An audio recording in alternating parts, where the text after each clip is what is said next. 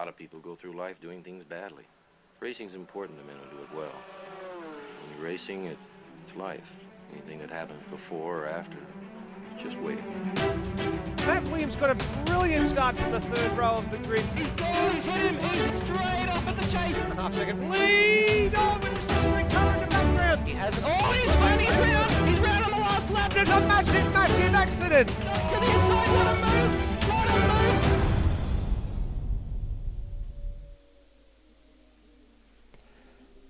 Well, hello everybody and welcome. It's time for round 2 of AMS Australia's World Endurance Championship, or WEC Series, and it's the 90 minutes of Sebring from Sebring Raceway in Florida. We've been here before. It wasn't all that long ago in GT3 Series that we saw Matt Webb take his debut victory. Will he be up there tonight? Well, he's in the GT3 class again and certainly will be a factor. Nether here, heading up the ARW and Short Shift podcast commentary team, as per usual for Sunday night. Bagsy's here with me. How are you, son? Good, thanks. How you doing, Ned?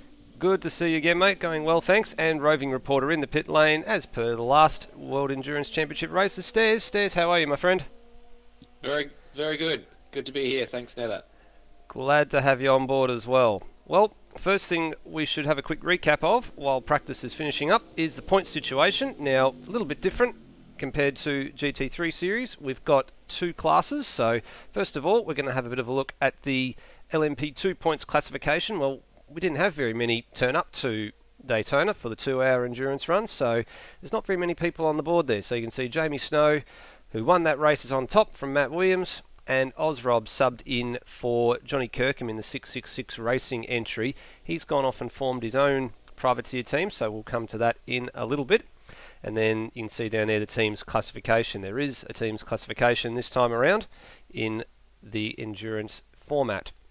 Well, Bagsy, let's have a look at GT3A points now. And that's quite a mixed bag at the moment, isn't it? Yeah, I misplaced my points. I'm just waiting from. Yep, here they are. Yeah, so we've got Brenton Foley, who had what was an unexpected win last time out, mainly due to the fact that Lewis Wedding had some technical issues with only about 10 minutes to go, which was absolutely heartbreaking for him. That's why you see him on the board down there in 10th on 0 points. So hopefully Lewis can go a bit better this weekend and not have the technical issues that have been frankly plaguing him over the last few races. Yeah, certainly a bit of late heartbreak. Himself and Matt Webb formed that Loose Webb Motorsport team, and only one of them getting home in the end. And Lewis was looking quite good, but take nothing away from Foley and Boak up there, third and first place on the points table. There, they executed quite a brilliant strategy and pitted under every early safety car and went off sequence to everybody else. And lo and behold, Foley ended up Pro A victor. Yeah, and he probably could have got there on pace if not for a few mistakes earlier on in that race. So he's definitely one to watch. Now that he has a 25-point advantage on Wedding, assuming he doesn't have any issues with retirements and stuff, it's going to be difficult for Wedding to catch up if Foley keeps on the pace. That's exactly right. And I want to point out there too, at the moment, Matt Schwass, he's 9th on the board in the BMW M6 in points there. He's currently the front runner in the GT3 Pro B category. In actual fact, top of the timesheets in the GT3 class outright, both Pro A and B in practice at the moment. We'll watch out for him a bit later on tonight. Let's have a look at the team classification on the points. Here we are. So PBF Race Engineering, by virtue of their first and third place in the GT3 category at last event, they are on top, and then you can see the rest underneath. Matt Harvey Repair and Tune, just to the single car operation there. Loose Webb Motorsport, the dual car operation, is sitting in third, and a lot of the privateers down the board there as well. Well, we've been here before, as we said. It's Sebring, and we've got 90 minutes ahead of us. Same sort of time and distance as what we did last time we were here in GT3 competition. 17 turns. It's a 6-kilometre track. It goes clockwise. And most importantly, respect the bumps. This place is very, very bumpy in some spots, especially out of the last turn, getting the power down onto the main straight. And you'll see during the broadcast that some of the suspension working away on some of those cars and how they react to the bumps is key for a good time here. Couple of late bit of notes and some homework for you. So, as we alluded to before, Rob has gone off and formed his own privateer team, so he won't run the 666 car, he'll run the 555 car in the LMP2 class. A couple of new entrants. We've got Roadhog coming over from ARW fame to run in the Lola number 293 car. We've got Gustavo Feo, hasn't made the grid at the moment, so he's a new entrant that will pop up from time to time. Sam Smith, also of ARW, will take over in the LMP2 class in the number 20, and he'll be joined by our pit reporter Stairs from the next round as well. A couple of GT3 movers and shakers as well. Ed Williams is a new entry. He'll come in to race a number 88 Ferrari 488, and Scott Murrell is being moved into Pro B. Phil Boak was in Pro B at the last race, but there was a minor issue there, and he has been corrected to be in Pro A.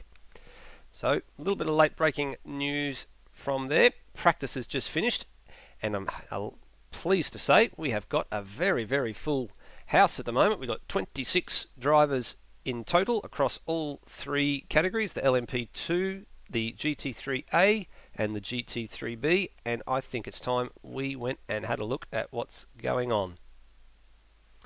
Yeah, it looks like we've got Lewis Cugley, first one out in the... I keep forgetting what that car is because whenever Cadillac. I see it, the Cadillac. That's it. Every time, without fail, its striking features, let's say, render me speechless. Well, let's find him. We've got to scoot Not in a through. good way. Well, there you are. You're right. He's out there at the head of the field, just waiting for the green light to be shown. And there it is. And here they all come. So we've got Lewis Cugley out there. I think we've got one of the Corvettes there, the PBF Race Engineering Corvettes. That would be Foley in the yellow one because Boak's got the red one. But Sam Smith in his debut in the LMP2 car behind them, so he'll be looking to round them up. I think Jamie Snow's back there as well. So a very, very early gaggle of cars taking to the track for qualifying, and that LMP2 car will be wanting to round these guys up pretty quickly. And you can see he's already looking to do it, and Foley's pulled over, and Lewis Cugley's probably going to do the same somewhere, I think, at an appropriate time. Otherwise, they'll just have him down the straight. So interesting to see how this all goes. We've had a lot of people head out onto the track as at the start of this session. Just see, I can count, looks like 8 cars at least, all just coming through Sector 2, not far behind Lewis here.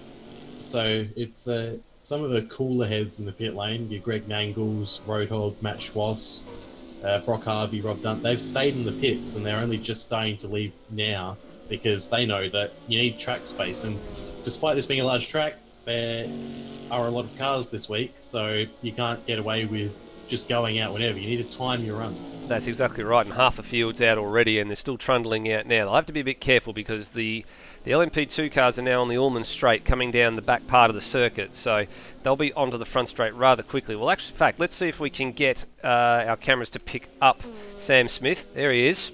So the man on debut, he was second quickest at the top end of the timesheets after practice, and you can see already the car reacting to those bumps we were talking about them through the final turn. Well, let's see what he can do. He's got Jamie Snow behind him, but now he has a clear track ahead of him, thank goodness, and he'll get on with the business of laying down the first qualifying marker. Look at him throw the car into turn 1. Beautiful, and the car stays planted to the road. Through the kink at turn 2, and now to turn 3. In through this little tight infield part of the circuit. A little bit of a bad reaction to the curbs there. You can still see that suspension working away on the LMP2. Now through Big Bend, turn 6 under the Audi bridge, and down to the hairpin. Hard on the anchors right now. There it is. Pulls it up nicely. Minimal curb usage. Rides it nicely on the exit. Now up through the top part of the circuit. Very, very flat, this track. Hardly any elevation whatsoever. The only elevation you get are literally the bumps. Gets it stopped nicely. And now heading down alongside the airfield part of the circuit through Tower Turn. Airfield off to the left. Very clean and tidy lap so far. Takes Bishop Bend at pace. And look at him continue to throw the car in, slightly offline, but didn't bother him too much. Gets the all-important Le Mans turn 16 right, and onto the Ullman straight. Just a little bit of, kicked up a little bit of dust. Jamie Snow had a much tidier exit behind him. And now for the tricky turn 17, Sunset Bend, where all the bumps come into play. Trail braking, nice and tight, beautiful line. Suspension working away, working away. Now the run to the line.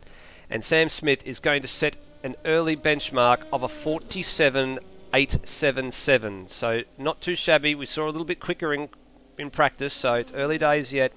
Snow behind him goes 2.2 seconds slower, so too Ozrob 1.6. So early advantage to Sam Smith as he continues to press on. And as times start to come in, Lewis Cugley puts in a decent time for GT3.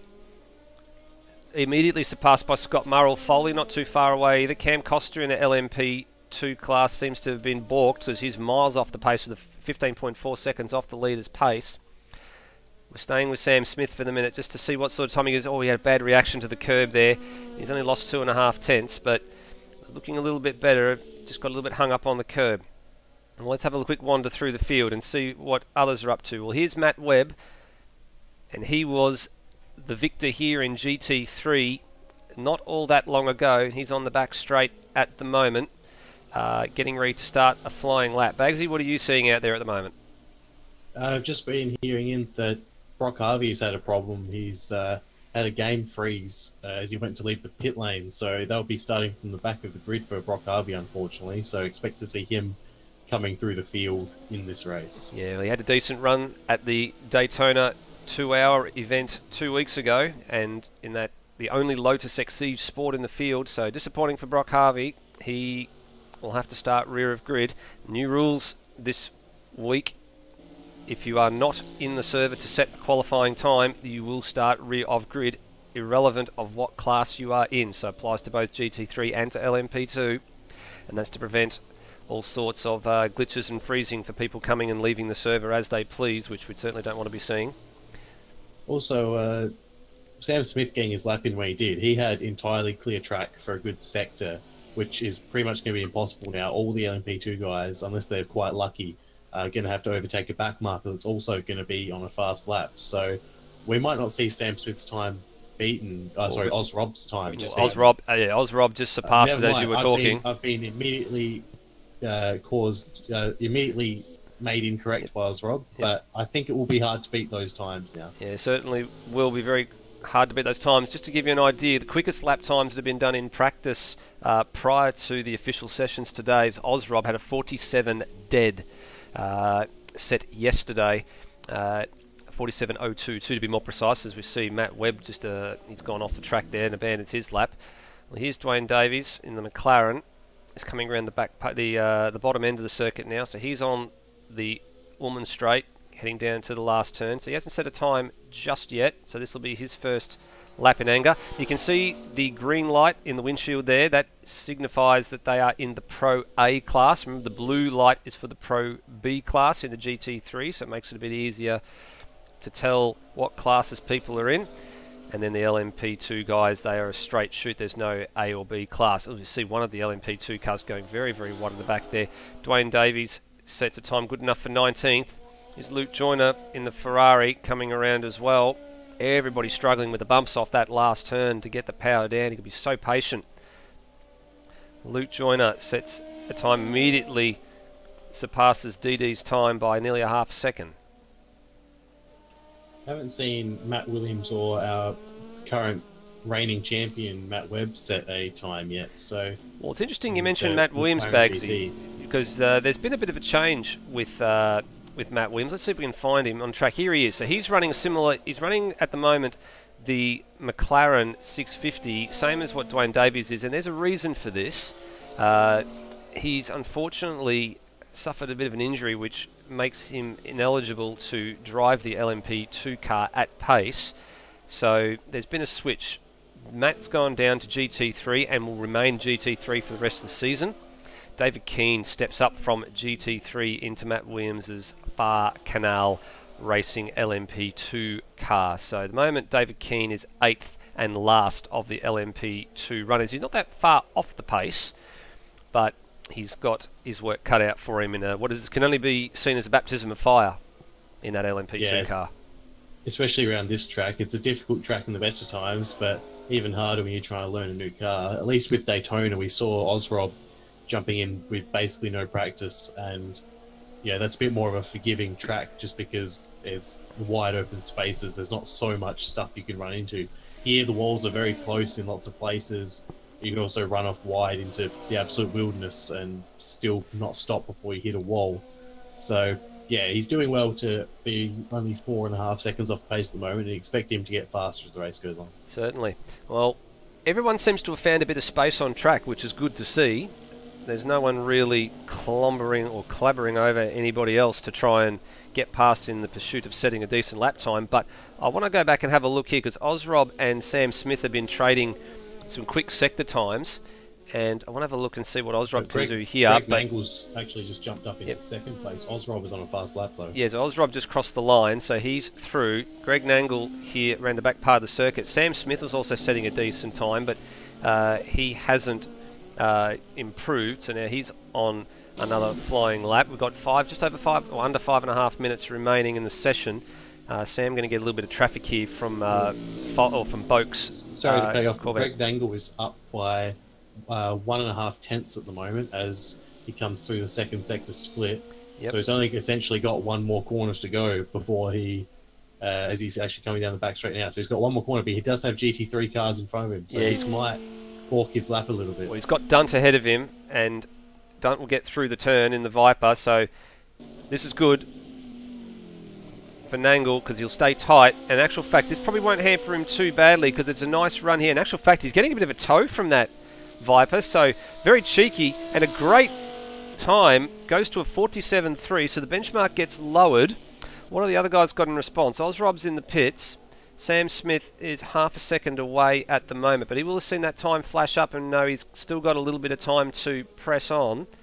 Yeah, Sam Smith's on a personal best, but it doesn't look like he's going to go above Ozrob, because he's still a fair way down on Ozrob's time. No. Well, we've seen this gentleman before as well. He made an appearance here at Sebring the last time out, Jorrit van Dasselaar. He was in an Audi back then, but he's in the LMP2 class this time. Great to have you back, Jorrit.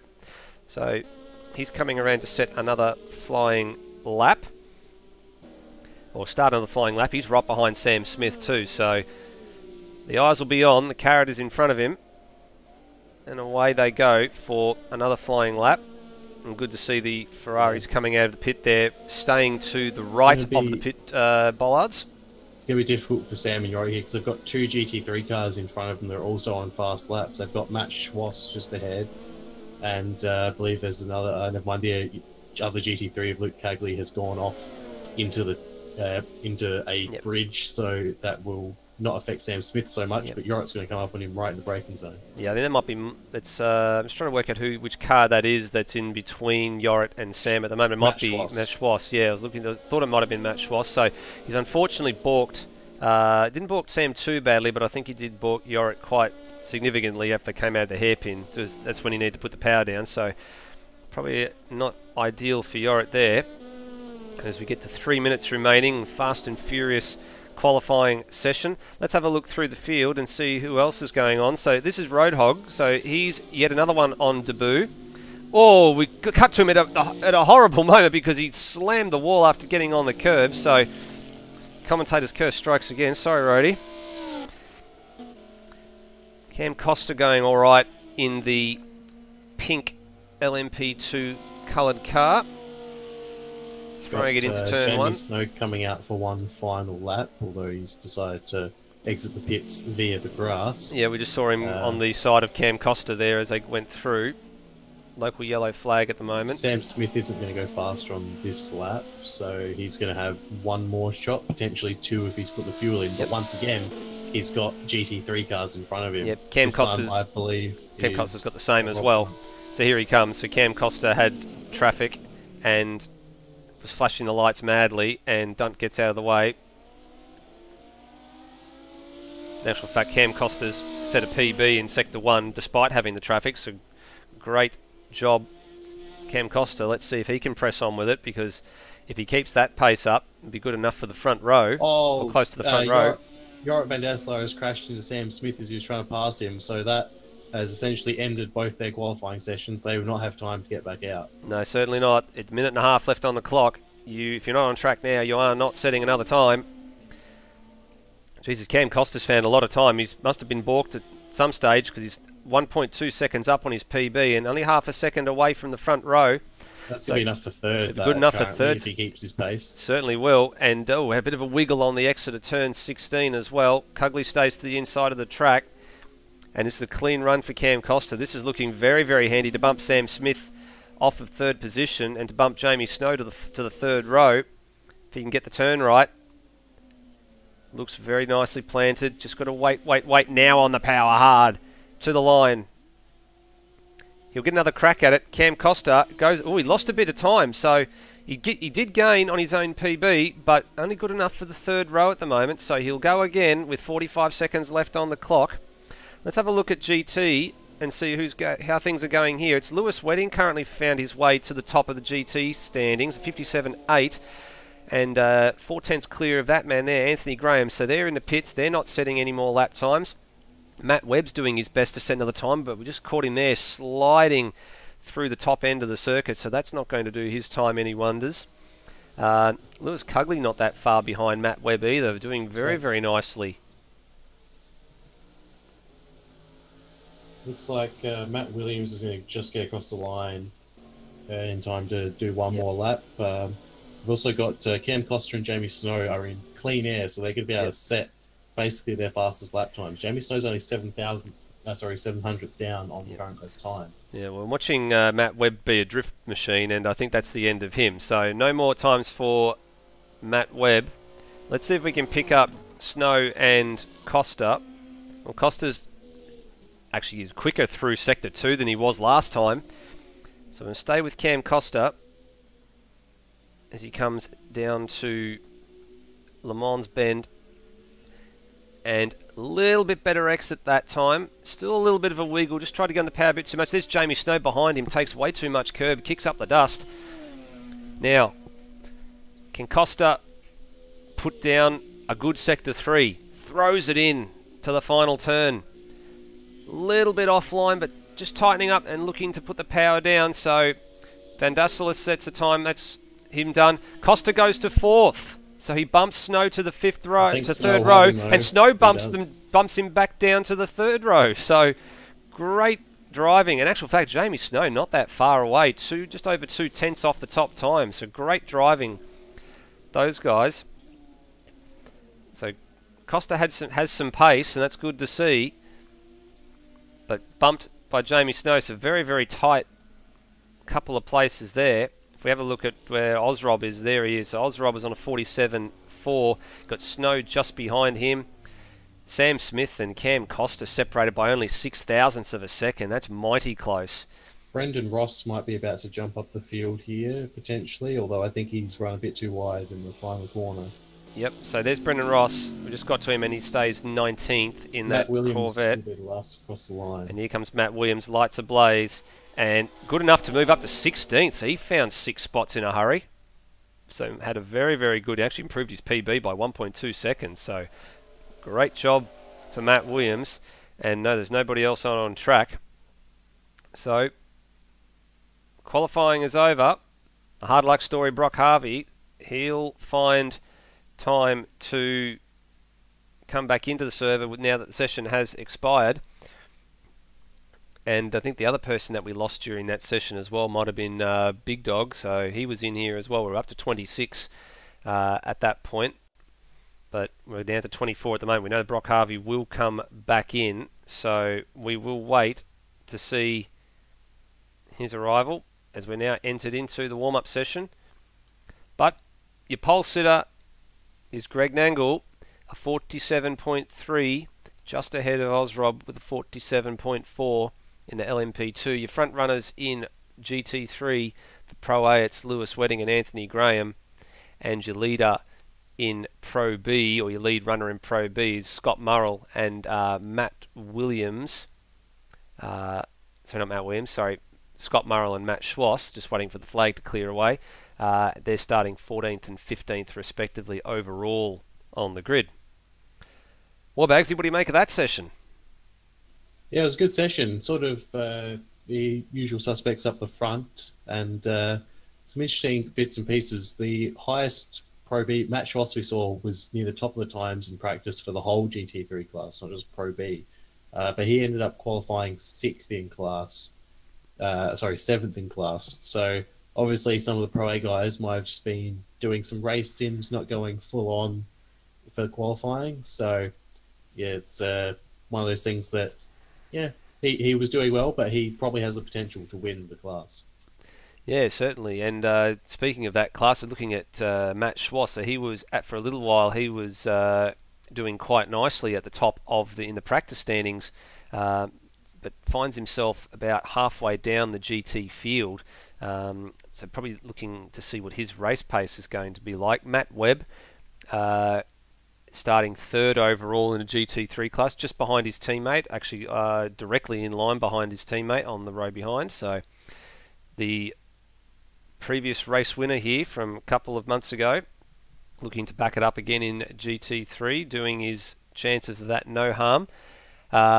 We've just got Stairs sending us a few bits and pieces of information from the driver's briefing, and they're talking about the extra LMP2 cars, because we've effectively more than doubled the amount of LMP2 cars in the field compared to round one. We only had 3 and we've got 8 here, so they're talking about that being a massive factor, that there'll need to be more allowances made, because some of them will be coming through together, and there'll be a few loose ones scattered around, just depending on how quickly the pack breaks up or if there's a train that's been formed. So the drivers of the GT cars being told just to make sure that they remind themselves that there is more than 3 this time around, and they need to make sure that they're checking their mirrors on a lot more of an occasion. I'm sure the LMP2 drivers will use the headlights and they'll flash them away to make sure that they don't hold them up too much. We didn't see a great deal of it in that practice session, in the qualifying session, Bagsy, but we did see a couple of times where they did get in the way, but it wasn't rampant or rife, but just something that they'll have to pay attention for. Yeah, and to be fair, while we say they're getting in the way, they weren't really getting away, because they're entitled to do their fast laps as well. So it's one of those things where it's just inconvenient that the fast cars on the track, but they need to try and find that clear air. One thing that's being pressed upon them is the GT3 cars will essentially be holding their line through the corners, and the onus is on the LMP2 cars to go around them. So, you've got they're much faster and they have the ability to. So, we saw issues in Daytona, even though there weren't too many LMP2 cars, there were still issues with lapping traffic and getting past traffic. So it's going to be multiplied because we have so many more people. Yeah, absolutely. A couple of points to note. Few late entrants into the server. So Brock Harvey back into the server following his being stuck in the pit lane, or the game freezing him in the pit lane. So it'll be interesting to see him come through the field. Big Dog also back there in a Lamborghini Huracan for Pro B. Jaden Draper, we didn't see him during the quali session. We did see him during practice, so he's down the back as well. So he's going to start out of, at this stage, P25. Big Dog out of 26 and Brock Harvey out of 27. So no LMP2 cars out in of that position. Bunch of people out of position, which is good, because that could cause a bit of chaos at the start when you've got such a fast car going through the lower part of the field. So yeah, well, that's good. We're worried about that in the Daytona race as well, weren't we, Bagsy? Because there was a rumour going around that we were waiting to see a 4th car rock up that was running late, and we were talking about how that was going to play out, and didn't play out. Well, at this point, it's not going to play out again, because everybody was in before the session actually started. And as much as I love to say this, 27 cars is a fantastic sized field for this category, and great to see the call out that went out a couple of weeks ago to say, guys in the LMP2 class, pick your game up and get in here, and they've certainly delivered it. And we've gone from a 20 car field to 27 as Big Dog jumps out quickly to come back in, hopefully. But good to see that some of the guys that were interested in running the series but obviously couldn't get in because it was full have now picked up the baton for those guys that are unable to make it. Yeah, it's good to good to see that we've got extra people, because it was unfortunate only having 3 people to commentate for LMP2 with the main class. Did mean we could focus on GT3 a bit and the excellent strategic battle that was happening between the PBF racing guys and Lewis Wedding. But we like to, we really want to be commentating on the fast guys as well as the GT3 guys. Yeah, certainly. We sort of ignored that battle in Daytona because there was plenty of action in the GT3 class. There's obviously going to be a rolling start like we normally have, so the drivers are just being told that the leader will hold an 80k speed limit, and that passing before the start finish line, as has been very clearly dictated a few times now, is a big no-no and will immediately draw a penalty. So we'll be on the lookout to see if anyone cops a penalty from that rolling start, as we have seen it happen before. Yeah, just hearing that we might be using Jorik Van Dassler before the race starts because he has a vehicle collision mismatch, which I believe will cause him to be kicked when the race starts, which will be that's unfortunate. sad. So something not quite right in the mod. I'm wondering who the collision would be with. It's interesting because he's got his own livery there, but obviously someone's got something that's probably like a vehicle collision or something really, really strange. So we certainly hope that's not the case, but wait to be seen. So driver's briefing is over, and everybody's coming out onto track for a few last-minute laps. 3.5 minutes on the clock.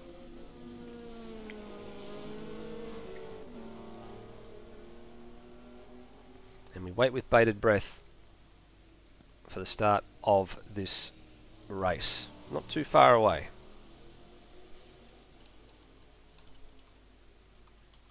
Yeah, it should be a good race. Who's your pick for the win today, Nether, now that we have a few more cars to select from? Well, I'm looking at, in terms of class, I think in the LMP2 class, I'm liking the battle shaping up at the moment between Ozrob and Sam Smith. So they were having a very, very good old scrap, both quali and in practice. So I think Sam might have just had a little bit better race pace, so I'll be looking for Sam Smith to come through the field. In terms of GT, I'm looking to see Lewis Wedding bounce back. That being said, this has not been a happy hunting ground for him, especially in the last GT3 race we had. It was about 20 minutes from home and there was a few disconnections, so we hope they don't strike again, but I'm looking to see Lewis bounce back and claim a win and get himself back up the order and make a fistful of his championship, because if he doesn't score very many points this race, he's only going to have another 6 rounds to get himself in order, and he's giving his rivals already a decent head start. Yeah, personally, my pick is going to be Ozrob because he's found a real turn of pace from last week. We saw he ended up last round. He ended up, I believe it was 2 laps down in Daytona, but that was coming into the cars having literally no running prior. He literally rang in just because when we put the call out that we didn't have many people, he just came straight in and said, all right, I'll jump in these cars with no experience. And he kept it on the road. He didn't lose out to the GT3s or anything, and he got consistently better, and clearly he's had a bit more practice because he's put it quite far up the grid. So yeah, I think he's going to storm away from the front and win. For GT3, I think it's a bit more up there because those cars, there's the potential for strategy. We saw it with PBF last time. Brenton Foley and Philip Boak, if they can do something. That's the key word, isn't it? Strategy. How do they play the strategy? I mean, out in Daytona, there was a safety car, 3 safety cars, very, very early in the piece, and Foley and Boak used it to their advantage very, very well. Question is, they've now shown their hand, so they're going to probably have to do something a bit different if we get a repeat very, very early. It'll be a case of how everybody reacts to it. Are they going to let Foley and Boak dictate the terms again, or are they going to come in and cover them off? Pit lane could potentially be a very busy place if a safety car comes out. Yeah, I think I'm going to have to go with Matt Webb. I think our defending champ, I think he'll pull through another victory in the GT3 class. That's going to be my pick for today. Well, he's starting off the second row in terms of where the GT3s line up. He'll line up from P11 directly behind his teammate in P9. Lewis Wedding, so the 2 Bentleys, keep an eye out for them. And we're just waiting for the last few seconds of warm-up to tick over. Light bulbs are flashing as everybody loves to take a good photo here at Sebring. The second of our two-leg North American leg, obviously Daytona the previous race, and Sebring not that far away from Daytona.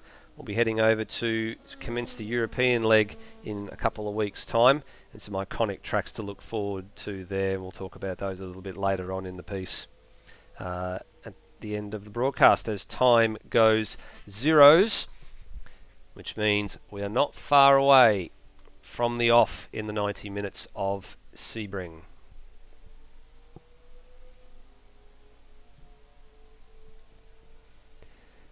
Just looking through the list, and Big Dog doesn't look like he's managed to get back in, so we might only end up with either 26 or potentially 25 runners if I'm still Jorrit seeing van Van Dasselaar gets back in. Dasselaar.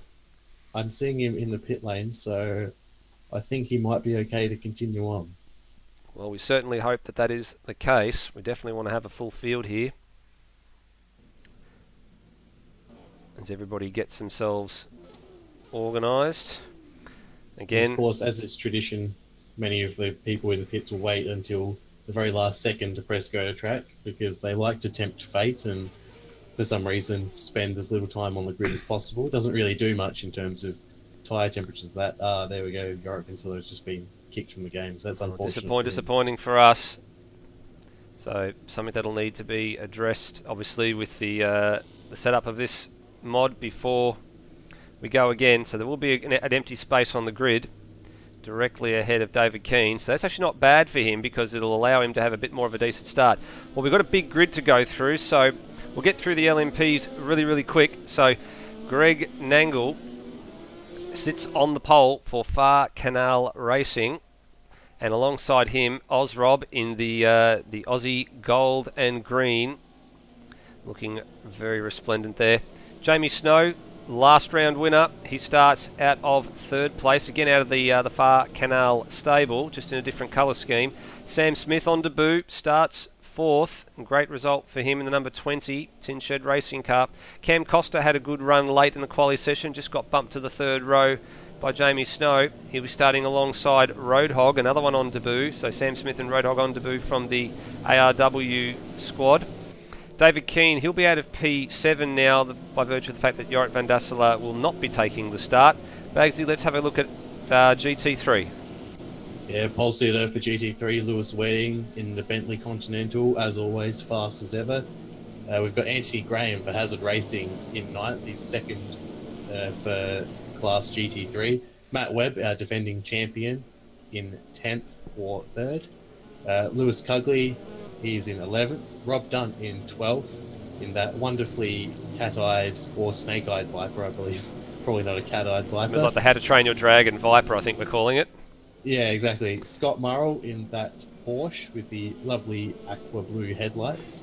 Matt Schwass in 14th. He's probably in the BMW Schwatter car. He's a good chance for some good points today. Matt Williams in 15th, the one who's dropped down from the LMP2 class to GT3. We'll see how he goes with these slower cars, how he handles them. Dwayne Davies in the pretty much identical car, so they'll be interesting pulling them apart since they're in the same spot on the grid. But he's done alongside his teammate Matt Williams. Ed Williams in 17th for Hazard Racing. He's a newcomer. Yeah, he is. Hazard Racing B he is. Brenton Foley and Brendan Ross are alongside each other in their Corvettes, and Philip Boak just behind his stablemate at PBF Race Engineering in 20th. Luke Joyner in 21st. Brian Rolsh 22nd. Glenn Miles 23rd in his Ferrari. Brock Harvey, after not being able to qualify, is 24th in the Monster Lotus, and bringing up the rear on the grid, also unable to qualify, Jaden Draper in the BMW. Yep, so that is your grid for the 90 minutes of Sebring. One thing that stands out to me, those two PBF Corvettes are a bit further down the grid than what we were expecting them to see after their great result at Daytona. So they're starting right down the field. Foley out of 18 and Boak out of 20. So they're going to have their work cut out for them if they want to keep the team's points going. As People see them carving through the field, because I think they've been hiding some pace and just getting a clear lap of ball. We'll soon find out. Now everyone needs to start falling into line, as the HSV Camaro pace car will soon flick off the lights, and Greg Nangle will have control of this field.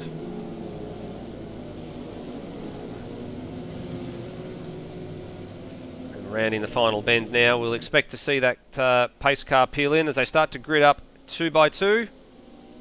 Lights are out, and they round the final bend, and they'll address the starter for the 90 minutes of Sebring. The green flag is at the ready. Nangle is holding pace at the moment, and we await for the green to be shown. And it is a green flag now, and the 90 minutes of Sebring is underway. And the LMP2 cars clear out rather quickly. Nangle holds position on the inside from Ozrob. A little bit further back there, Sam Smith and Jamie Snow side by side as they head up to turn number 3. Jamie Snow will have the inside running, but Nangle is clear ahead, and Cam Costa tucks in there behind. There's been a big crash. There's been a massive crash, and we look through the field to see where it is, because the pits have been closed, and it's right back here. It's Scott Murrell's involved in it. It looks like there's all sorts going on, and Matt Williams is involved in it as well. So let's see if we can have a bit of a sticky beaker to see what happened there. So here we go. And Luke Joyner got all out of shape in the back as well. In actual fact, Matt Williams got into the back of Scott Murrell, so that was the reason for that. There was 2 separate accidents, and it was Luke Joyner going around and into the wall, and Matt Williams getting into the back of the safety car has been deployed of Scott Murrell. And the safety car has been called rather early. So this is what happened at Daytona. The safety car came out rather early, so the LMP2 car's got a good break and were quite well clear and very, very tidy, but just a little bit of untidiness at the back, and probably Matt Williams not paying all that much attention to what was going on, finds himself running into the back of Scott Murrell, unfortunately. So it'll be interesting to see where they're currently 23rd and 25th on the road, but we'll see how the safety car sets the field. Just looking to see if anybody's moved around. Brock Harvey from the back has moved up to 22nd. Jaden Draper had found some speed. He'd moved all the way from rear of grid 25th to 19th in the space of a couple of corners. No penalties applied, so clean racing in terms of no overtaking before the line. But Philip Boak and Brendan Foley in those PBF cars have Foley moved up 4 and 5 positions respectively. Yes, so Foley up to 14th and Boak up to 17th.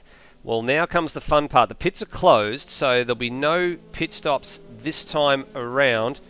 Safety car is on the circuit, so the field will all be bunched up for the first time, and the race is only 2.5 minutes old, so it didn't take long for the safety car to show itself. And you see it just there in front of, back of shot going through turn 4. And let's see what's happening down the back. So Matt Williams doesn't look like he's carrying too much damage. I think the man ahead of him probably carrying a bit more damage, Luke Joyner, because when we were watching Williams run into the back of Murrell, Joyner hit the wall rather hard. So probably got a little bit of front end damage on that Ferrari. Murrell just ahead. Doesn't look like his damage is too bad either. So just a couple of little minor bumps, so nothing that'll prevent the handling from handling the car as it should. But thankfully, no retirees, and that's the most important thing. Yeah, so what we were saying, we just saw Cameron Costa disappeared off screen for a bit and then ended up reappearing behind Roadhog. So that was perhaps just a little bit of internet glitch for him, as we see they're starting to bunch up behind the safety car. Hopefully they're all careful and realise that the pack is slowing down, so we don't want any people rear-ending anyone else under safety car. No, well, this will be the thing that the driving standards observer will have mentioned in the briefing, which typically is Lewis Wedding making the briefings these days. And hats off to Lewis Wedding for being the man to step up and make sure that everybody's aware of what needs to happen. They would have been talking about the safety car restarts, and as we mentioned earlier, the leader will hold an 80 km/h limit, and that's regardless of whether it's the start of the race or safety car restart. There'll be no passing before the safety car or the control line, which is a start-finish line.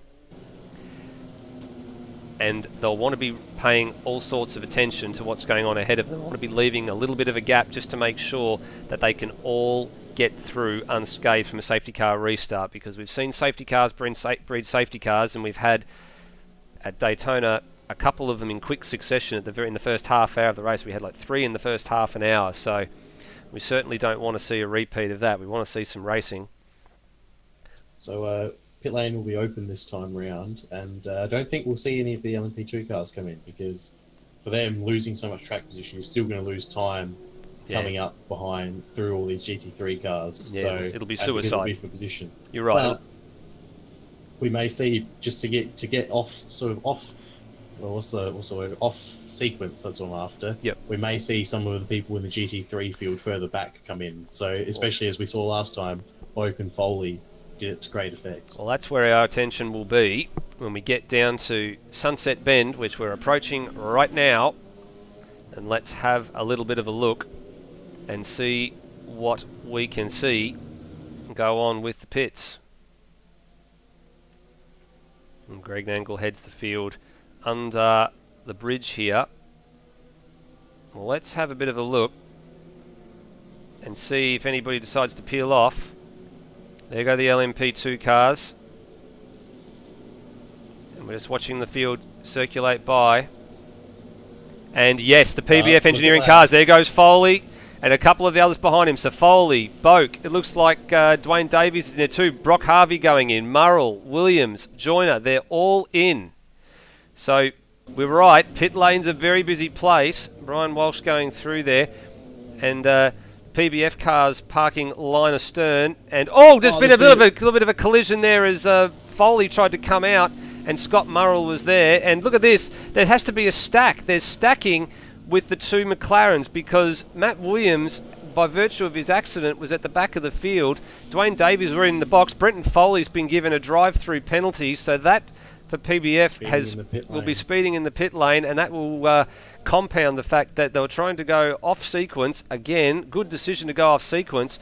But running into Murrell, and then to make it even worse, gets himself a penalty, so Foley will be absolutely livid. Yeah, and unforeseen consequence for Matt Williams and Dwayne Davies being in the same car. They have the same pit box, which is going to be very, very bad for them if they need to pit at the same time, like under a safety car. It's going to cost whoever's behind an absolutely mammoth amount of time. Yeah, it certainly will. So going off sequence again, a lot of the GT cars. So we saw this at Daytona. And you can see there, Brenton Foley has got a drive-through to serve. So in his eagerness to get out of the pit lane or into the pit lane, he's either been speeding on the way in or speeding on the way out. And hopefully it doesn't look like he has too much front left corner damage. He will have run into the right-hand side of Scott Murrell. So let's see if we can pick up Scott Murrell and have a look at the right-hand side of his car at some point when our camera pans that way. But it doesn't look... It'll be hard to say, because Murrell got hit from Matt Williams as well, so any damage might be from Matt Williams too. And any damage will probably be superficial as well. I wouldn't say it would be hampering the performance, but we'll soon see. Well, everybody will have been in fuel saving mode, so depending on how these cars drive and the fuel consumption that they have been burning, will be interesting to see what strategies everybody ends up going on if they've only managed to save themselves. You know, they've had basically, 10% of a lap of hard racing before the safety car came out. They will have gone into fuel conservation mode immediately after the safety car was called. By then, the majority of the field was through turn 4 and 5 of a 17-turn circuit. So there'll be plenty of fuel saving going on. So the fuel mileage won't be probably too severely compromised, but just going off sequence means that you don't have to come into the pits when there's a lot of other cars in the lane. So we saw about 7 or 8 cars come in on that particular occasion. as everyone starts to furiously warm their tyres because they suspect the safety car might be going back in this lap. The timing hampered a little bit here. It's normally about 30 seconds in arrears. It's a little bit more than that at the moment. It's probably about 45 seconds in arrears. Safety car rounds the bend. And we're waiting to see if it's lights out for the safety car. No, it's not. So we're going again.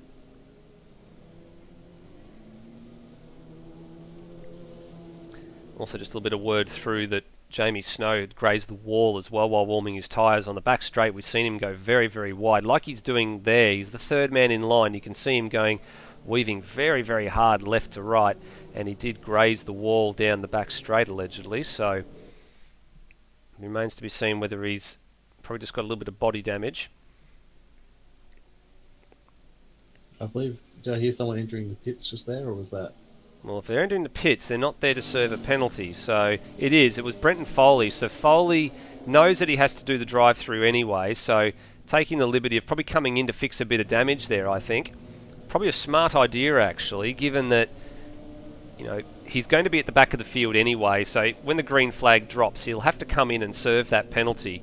So he may as well do it from the rear of the grid. The green flag will probably actually be shown as the LMP2 field gets to, will be shown as the LMP2 field gets to the line anyway. He'll be at the tail end of the field, so he might just elect, as soon as the green flag goes, to just pop in immediately and get the job done. It's not that bad a pit lane here. You can get in quite easily off the last turn at when you're staying nice and tight, and at the pace that they'll be going, he won't have to slow down so much. Osrob just had a brief run onto the grass while warming his tyres, so that won't have done him any help in the tyre warming situation, because grass is well known to be poor for tyre warming, to say the least. Yeah, certainly leaves a bit of rubbish on your tyres, and you can see there Foley has joined the back of the train behind Matt Williams again. So Williams and Murrell line astern, those two will be looking to stay out of each other's way when the restart occurs. Hard to imagine. We've had, well, 3 safety cars. This is the 3rd safety car lap. We've had 1 lap a quarter lap of green flag. The rest of that lap was under yellow, and then we've had the 3rd lap of safety car, and we've already done nearly 12 minutes of this 90-minute race. Should be in this lap. So looking to see the safety car in this lap.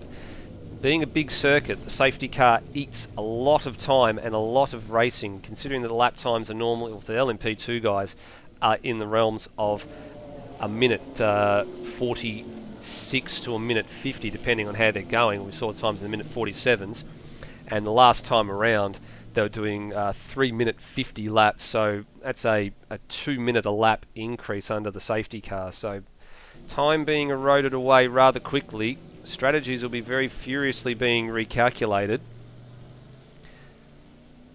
as we head down towards turns 15 here and 16, and now about to go onto the Allman Straight again on lap 4, and we expect the safety car in this lap. So lights will be out probably a little bit closer as the safety car is rounding the final bend. Last minute weaving to get warmth into those tyres. Interesting to see Nangle not worried too much about the weaving, just does a little bit compared to his fellow combatants. Yeah, they'll have to behind him are warming their tyres a lot more as well. They're really putting their foot down. And they're being very aggressive as well. Well, we round the final bend, and we'll wait to see the safety car lights, if they will go out. And there they are, they're out. So now it's a single file restart, gentlemen, so you need to pay attention, because the leader has got control of the field, and you can see he's got his pit lane limiter on to hold the field. Green flag is in the air, and the leader has control of the field, so he can go whenever he wants, and that time is now. So getting a good restart, and not only that, Ozrob got a pretty decent start as well, so probably anticipated that rather nicely. Nangle will have to hold on the inside here, but Ozrob sweeps around the outside. The 2x2, there's a bit of a touch, little bit of a touch. Ozrob's through. What a great move on the restart, anticipated it brilliantly, got around the outside, and Nangle's had to yield. We have a new race leader. Nangle squirming as he tries to put the power down, holding up Snow and Sam Smith behind him, but take nothing away from Ozrob. That was a splendid move on the restart. Anticipated it beautifully, Bagsy. Yeah, you couldn't have had a better start if you tried. And Jamie Snow is about to have Sam Smith for company as Cameron Costa fires down the inside, doesn't make it stick. Good clean start so far. No one's had any issues as we've got some people going very wide into the hairpin. And Glenn Miles has gone out of control. Yeah, Glenn Miles has gone across the grass, and Ed Williams has gone as well, so he's gone a bit wide. And they're going to rejoin, so just got to be careful here because they're rejoining into traffic ahead of Dwayne Davies as well. So everything going on in the back here with GT3, and this is what we kind of expected. Look at them all. They're fanning out. People on the inside of others. It's fantastic racing in the GT3 category. Meanwhile, Lewis Wedding has stolen a bit of a march on the GT3 field and got the foot down and got going in that Bentley. Oh, a bit of lock-up back there as well, and that was Dwayne Davies running wide. Matt Williams back underneath him. Roadhog off the road ahead in the LMP2, so he's thankfully got a bit of room there as they fire through Bishop Bend at full chat. And now down to the bottom end of the circuit for the run down the main straight. Lewis Wedding, Anthony Graham and Matt Webb now have the pleasure of being ahead on track and for position of an LMP2 car. Oh, there goes Miles as well across the road as well. I'm not sure if he walloped a wall there, but he's gone right off. Ozrob sets the fastest lap there. Well, Foley's not mucking around because he was 25th and last, didn't go into the pits, but he's going to have to serve a drive-through coming up right now, so we expect him to peel off. He'd made his way back up to 22nd.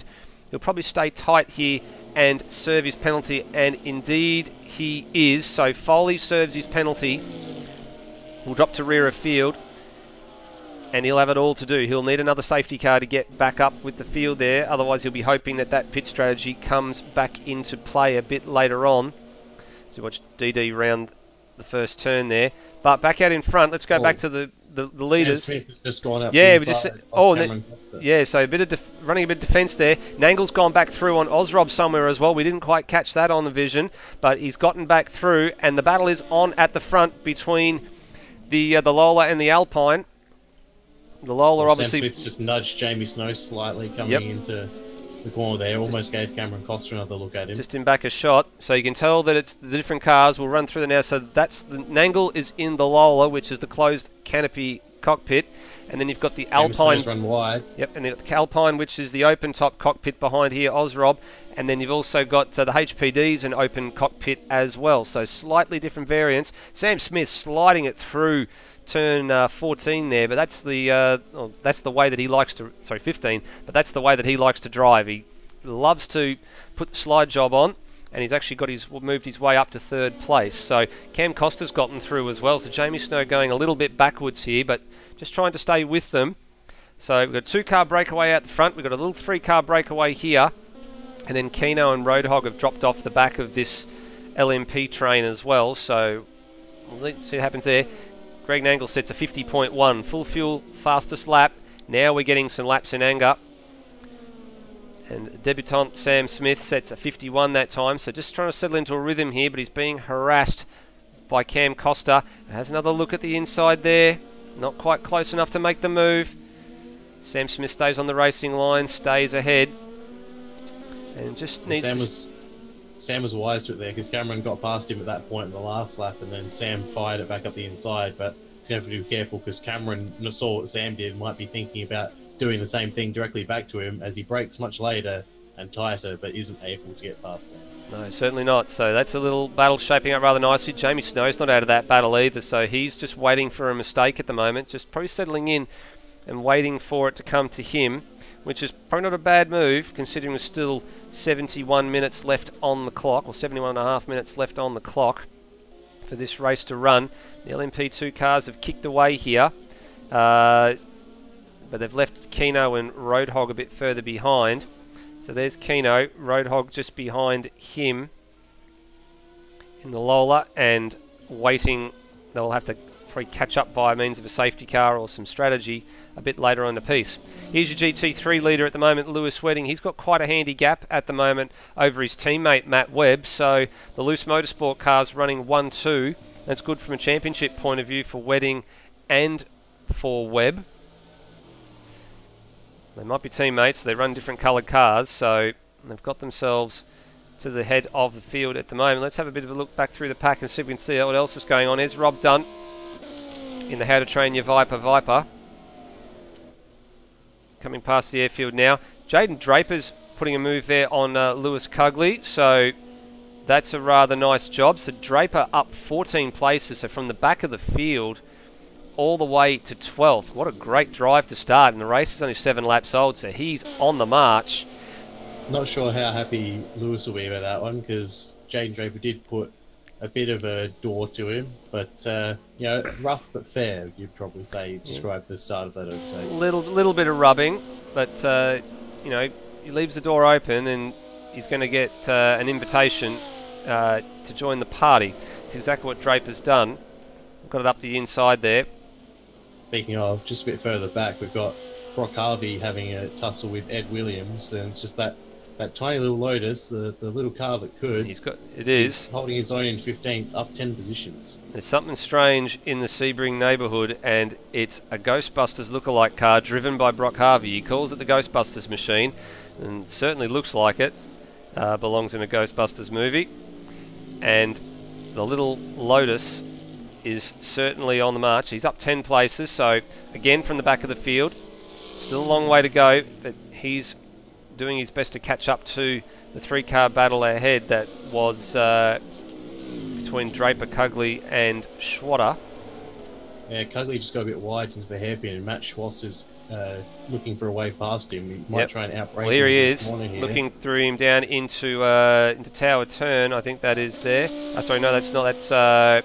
That's turn 10. A little bit too early, but no room there. This is Tower Turn because it's where the control tower is for the airfield. As Ozrob sets another quick lap. Cam Costa sets his quickest lap, 47.777, so that is the quickest lap of the race. Cam Costa got his LMP2 humming along quite nicely at the moment, all over the back of Sam Smith. In actual fact, he's just past Sam Smith as well, Cam Costa. So, got the bit between the teeth. We didn't see that, just saw on the timing screen just move up. And he did him at the same place he did before into turn 3. So, but Sam's got the run on him again, coming into the hairpins. So, Costa's got past him once already here, but it looks like he's get past again back. But no, Sam's decided to pull out of it. So he didn't have the speed. He'll live to fight another day there. Matt Schwass has also gotten past Lewis Cugley as well. So the elbows out for the M6 drivers. They're really moving forward at the moment. Schwatter up to 13th. Draper still ahead. Cugley down to 14th. Brock Harvey closing the gap rather nicely at the moment. Yeah, we're hearing that we've lost Matt Williams from the race. He's disconnected, so it's a shame for Matt Williams after dropping down to deep GT3 due to his injury. He's now disconnected from the game. Not sure if that was a hardware issue or just him deciding he can't race with that injury, but I'm sure we'll find out later. We'll find out a bit more detail later. Meanwhile, let's go back to LMP2. As you're right, Cam Costa is currently through. Sam's following desperately his wheel tracks. Now, the battles have started to break apart here because Nangle's gotten away from Ozrob, so he leads by about 1.5 seconds. And then it's a further 2.5 seconds back to this pairing of Costa and Smith. And they've dropped Jamie Snow by the means of about 1.5 seconds as well. So these two going at it hammer and tongs. And trying to close in as much as they can on Ozrob. Still a long way to go. But Costa driving very, very nicely at the moment. Oh, just caught a little bit of grass there. I thought he was about to loop the car. So you've got to be very careful when you take a wide approach to some of these corners. You don't want to drop a wheel on a bit of grass. Otherwise, you're going to go round. But fortunately, alert to the fact there, caught it nicely. Retains his position. But Sam will have seen that and known there's a prone opportunity for a mistake. There's Costa's wide at the hairpin, just went a little bit too deep. Sam Smith's got him on the inside, a little bit of hip and shoulder, but that's fair.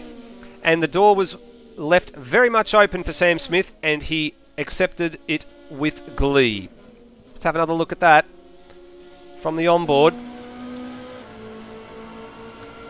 can see here Sam Smith comes down into the hairpin and brake nicely, and Costa just out wide there and nicely on the power. And there was nothing that Costa could do about it. Yeah, it's a good pass there from Sam Smith. Further down the field, Rob Dunt got the job done on Anthony Graham coming into the final corner on those bumps there. He just got alongside him and gently nudged him to the outside of the corner and took the preferred line through and has just accelerated away from him. So it's a good pass from Rob Dunt there, off screen. The first of the GT back markers is being lapped at the moment, and that's Glenn Miles. So they've just the leaders have just rounded him up coming down the Allman Straight at the moment. So they caught him at an opportune time. Sam Smith just caught him coming onto the main straight, but thankfully he stays to the right, and that's a very, very sensible move there from Glenn Miles. Job done. He lets Smith and Costa go by, and Snow will probably round him up in the next couple of corners. But yeah, he stays wide there, Glenn Miles. Good job, smart driving. Yeah, we're getting into a little bit of a mistake there from Sam Smith going into turn 4. A little puff of smoke, just ran a bit deep. Gave Costa an incentive, but he wasn't close enough to capitalise. I think Costa might be in Sam Smith's head a little bit there because he's got him there twice. So Sam's probably a little bit worried every time that Costa's going to go down there. So you'd almost say advantage Costa in this battle if he's managed to get into Sam Smith's head. Yeah, shaping up rather nicely, that little battle. Meanwhile, we look through the field, and we can see here, if we go back to Dunt and Graham, so they've only got a second between them, but that's been a little bit closer in the last couple of laps as well. So Rob Dunt getting that Viper moving on rather nicely, pursued by the Ferrari. Rob was closed right up to Greg Nangle in the traffic, and gap is now less than a second, so yeah, Greg Nangle not having the rub of the traffic at the moment. No, it's come down rather quickly, that traffic gap. And you can see there in the background, well, there's Draper. So Draper has broken away here from Schwass and Cugley. He's actually hunting down Graham quite quickly as well. So been taking, a few tenths out a lap, or doing quite well from the back of the field. Imagine what it would have been like if he actually had made qualifying. He would have been right up there. Because I've got Luke Joyner in the pits. All right, so first of the GT3 stoppers under green flag, so this is interesting.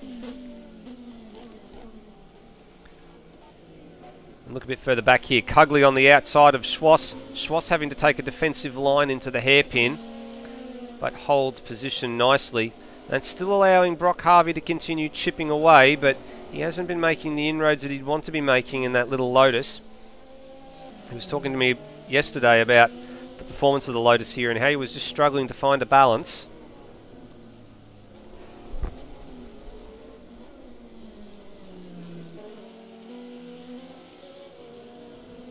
We just only have 2 cars sort of in the next sector ahead of them at the moment, but then they've got a big gaggle of that group basically from 8th through to 17th, which is basically the whole GT3 field from Wedding through to Philip Boak are all within give or take 15 seconds of each other. So there's going to be a lot of passing that will need to be done soon. It certainly will.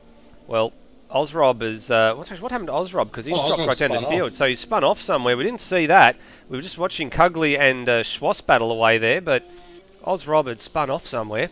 Now, it's a bit far back for us to go and have a look at the replay, but that's rather interesting, Bagsy. I'm going to leave that with you to have a bit of an investigate with while I go and clear my throat. So have a bit of a look through that for me, and we'll see what that was to do with.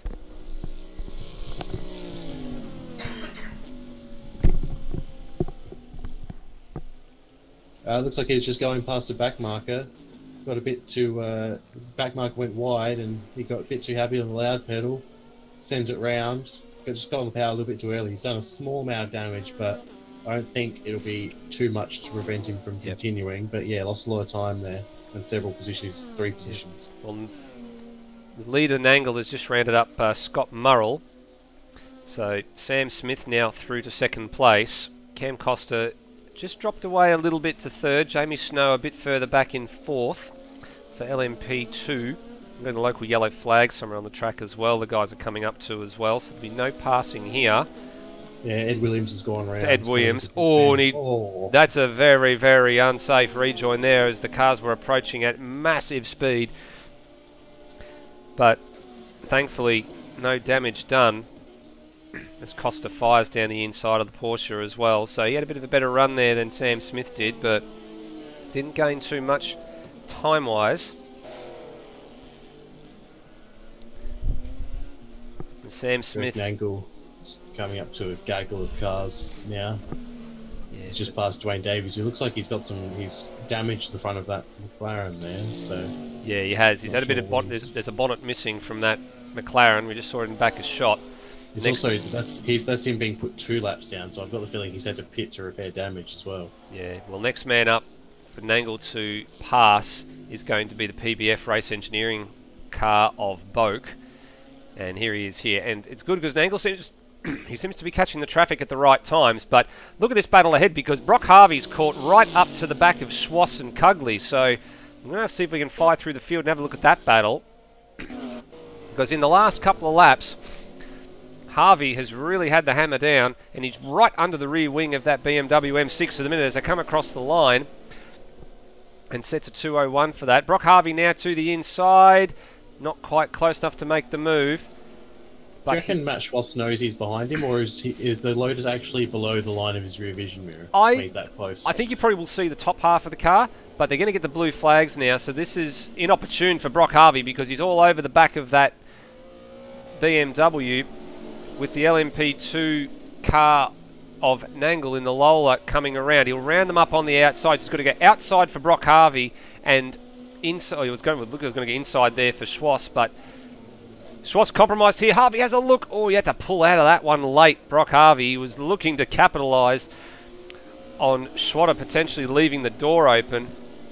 No, he realised he wasn't heading to a successful outcome there, and decided that he didn't want a penalty sent his way post race. No, wisely decided that move was off, and but he's got the pace, and it looks like he could take it to Schwass and maybe use some of this the leaders going through as a bit of a pick. Well, this is interesting too, because the leaders going through are getting held up a little bit.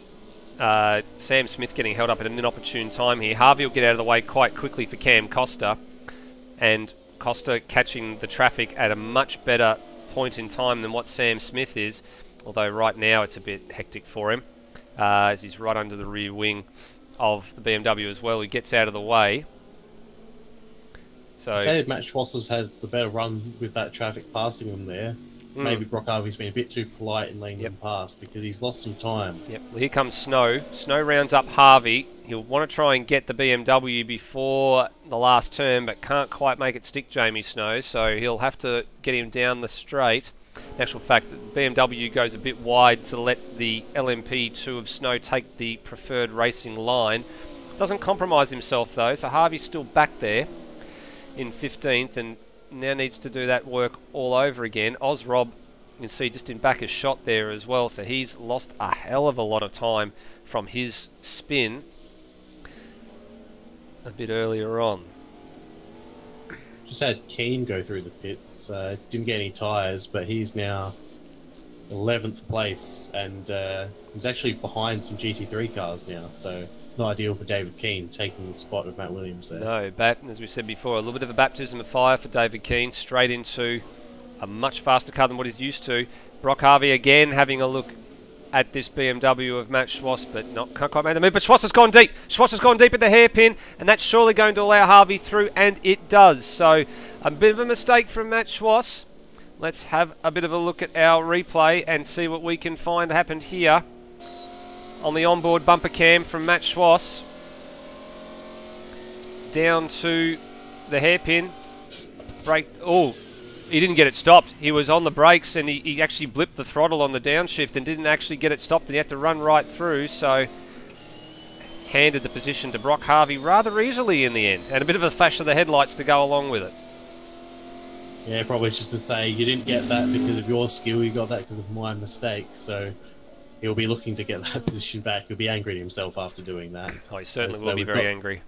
Greg, not Greg Nangle. Yes, Greg Nangle is coming up to lap the final two GT3 cars of Matt Webb and Lewis Wedding. Yep. Well, speaking of lapping cars, we're watching Rob here get a run off the BMW as well. He'll try and get Brock Harvey as well before the end of the Ullman Straight, and he does quite comfortably.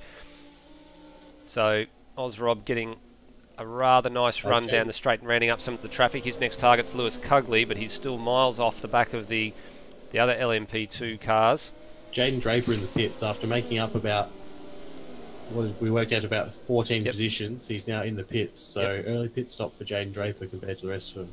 Well, he worked it out. He's a smart driver, Jaden. So there he is, car going up on the jacks for a pit stop.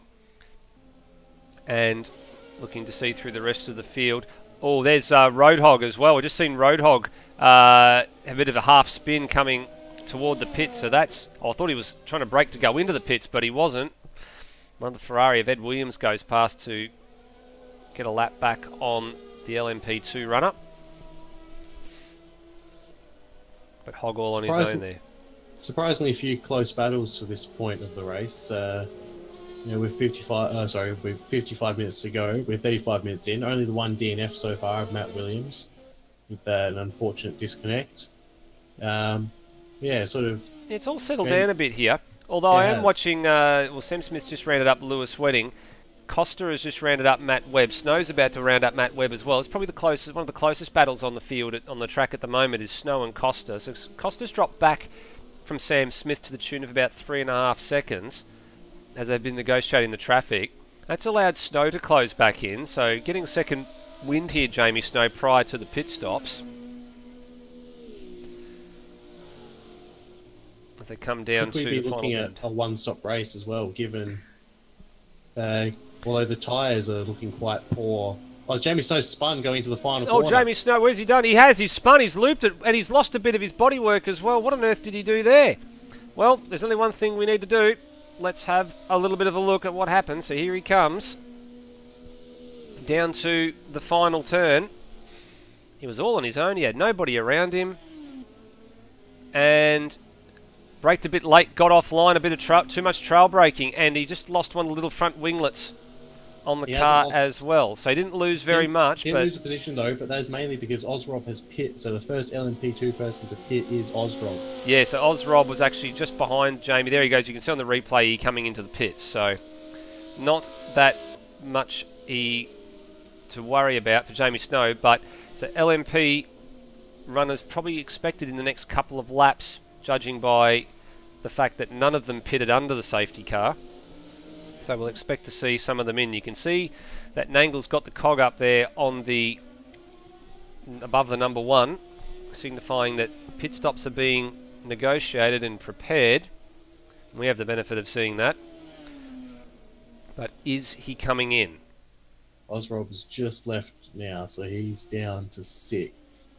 Still ahead of all the GT3 cars though. Yeah, still miles ahead. So the first 6 LMP cars are still on the lead lap. David Keane has been put down one lap though. Smoke coming from the back of Ozrob's car there potentially. Well, watch that with vested interest for me, Bagsy, because that will be rather curious. And is Nangle coming in? No, he continues to go on. So too the Sam Smith. Costa continues to go on as well. Jamie Snow, Sam Smith sets a fast lap of a 47.666, quickest lap of the race so far. Now Snow's on the inside of Lewis Wedding here, and he goes around as well. So, it's Glenn Miles going into the pits in the background, as Snow sets his best lap of a 47.8. So, some of the drivers in the LMP cars turning in their fastest laps, probably not that far away from some stops. Roadhog's got a rather interesting sounding car compared to the other Lolas that are on the grid, so it sounds a bit like a Formula 1 car from the 80s. Suspiciously like a Formula 1 car from the 80s, you might say. Very, very suspicious. Certainly looks the piece as he goes through. Well, Ozrob, you mentioned there might have been a bit of smoke coming out of that car. Well, we can't see anything at the moment as he's coming down the Ullman Straight.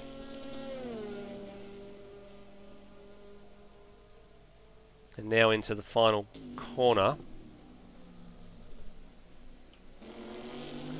got some back marker traffic there.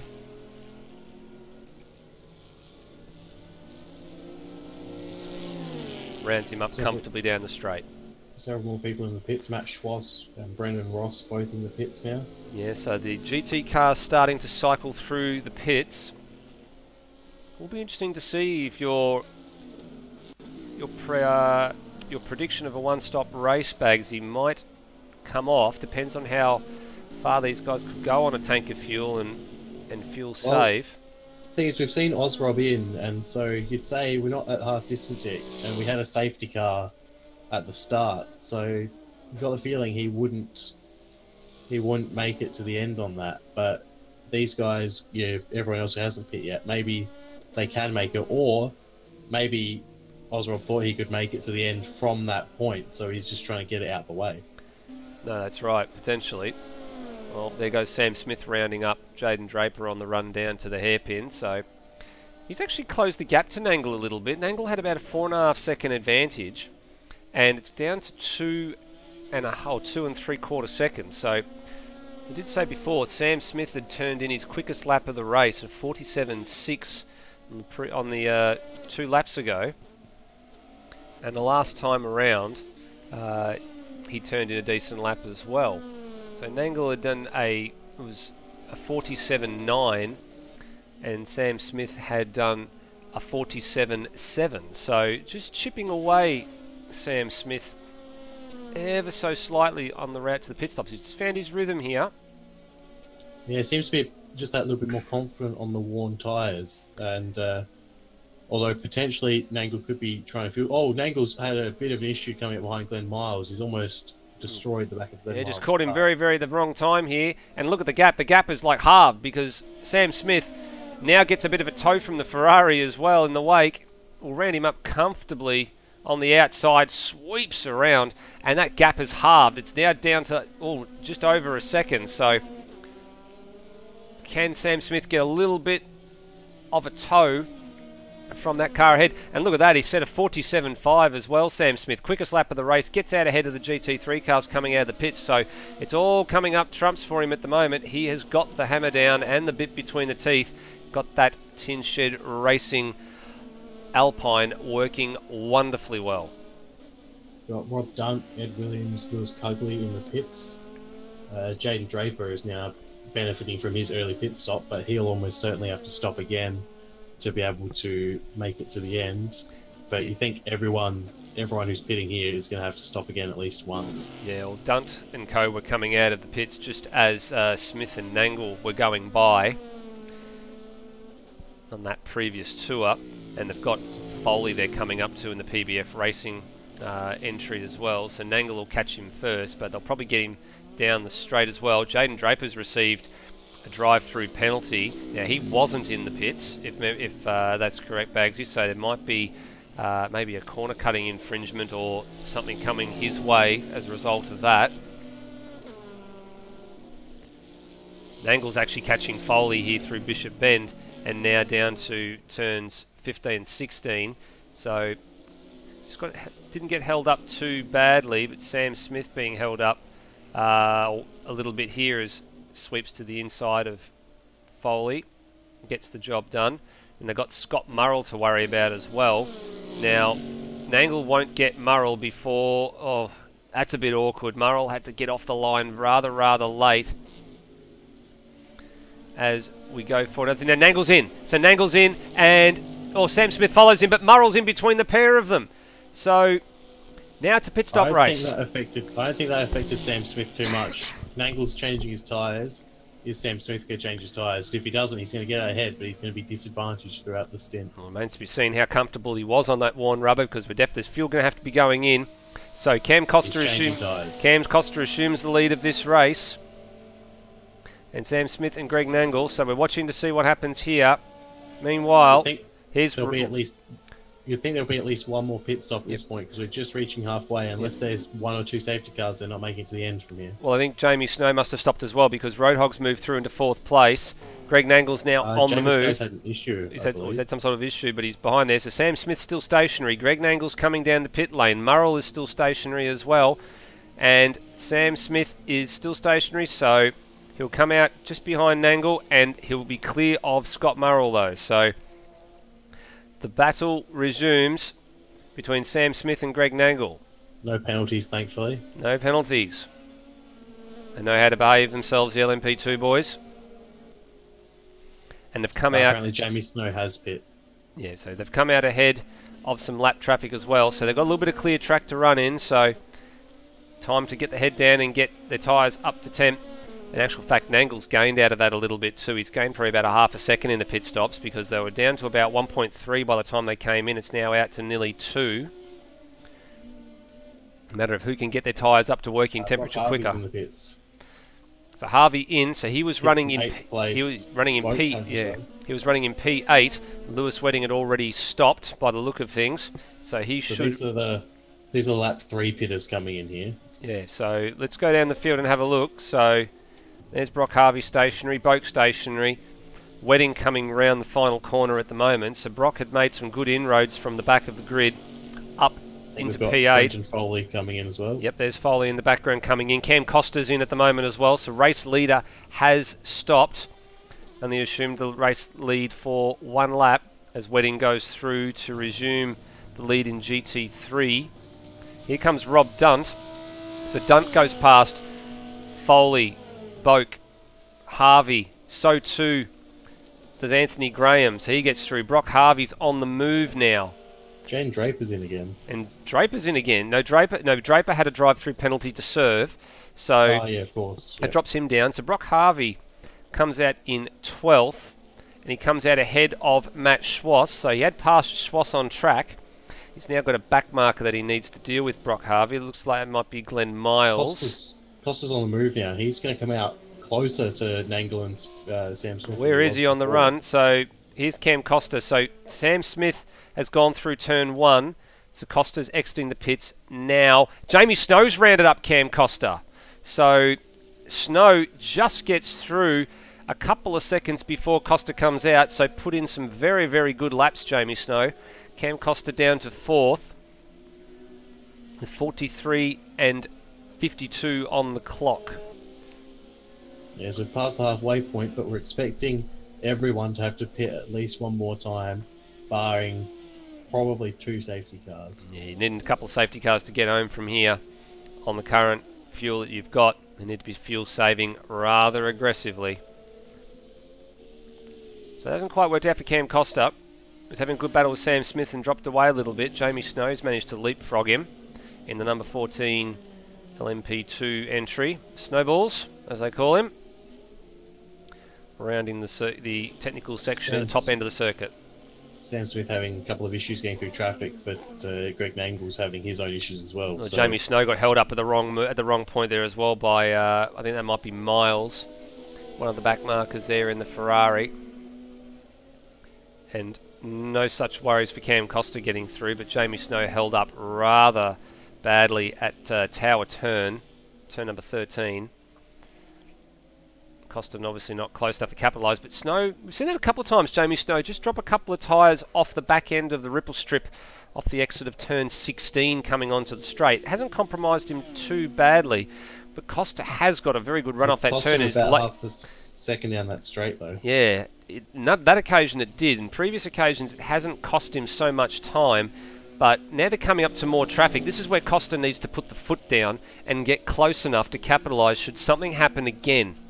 Just saying, I think something will happen again because Jamie Snow, the reason he's come out in front of Cam Costa and is so close to the leaders still, is because he did not change his tyre. Cam Costa has run wide into turn 1, but Jamie Snow did not change his tyres at that pit stop. So he is on worn rubber, but he has gained a lot of time by doing that. So is it going to? Oh, and he's had a moment as well. He's had a fishtail, massive fishtail for Jamie Snow. He held onto it.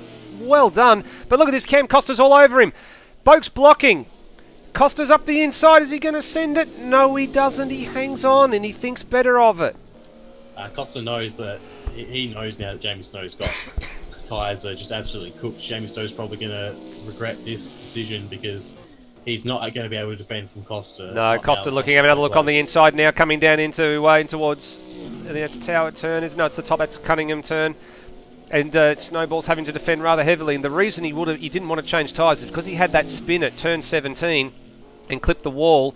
In order to get back up the field and into position, he's had to go with the alternate tyre strategy and not change tyres, just go for fuel only to give himself track position. But he's going to be severely compromised and a little bit grip limited when it comes to getting through the traffic, and also when it comes to his defence. So he's going to have to drive supremely well if he wants to keep this Lola behind him. Cameron just needs to be patient. He's already seen, he's tried to shove his nose in a couple of places where he probably shouldn't, even with a tyre advantage. So he just needs to wait for Jamie to have an issue and then get past him, because it's going to be quite easy, especially if Jamie has another fishtail like that. Yeah, well, Jamie Snow's very wide here as well. Lewis Cugley's getting off the racing line to let him by. But the traffic's coming into play here.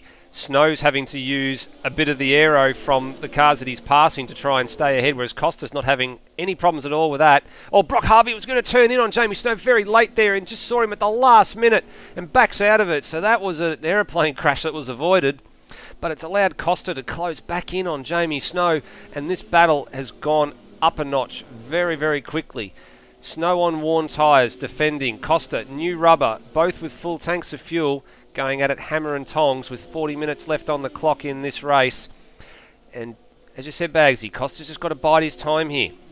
You know, the time might be as soon as Jamie Snow comes in to change tyres, use that rubber to your advantage, get the hammer down, but he's going to have to get a good run on him if he wants to have a shot at passing him before that moment.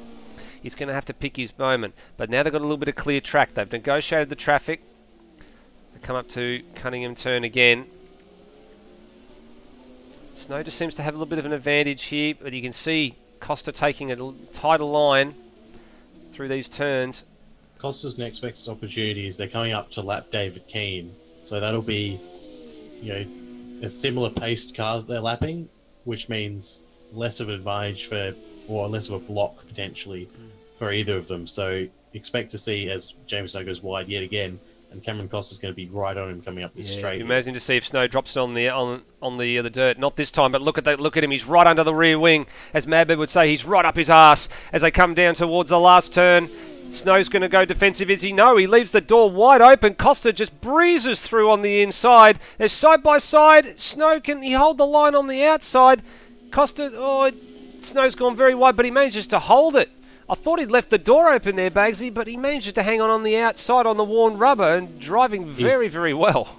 He's a wily driver there, Jamie Snow. He left the door open because he knew Costa was just going to fire it in, but Costa could not keep the car pulled up.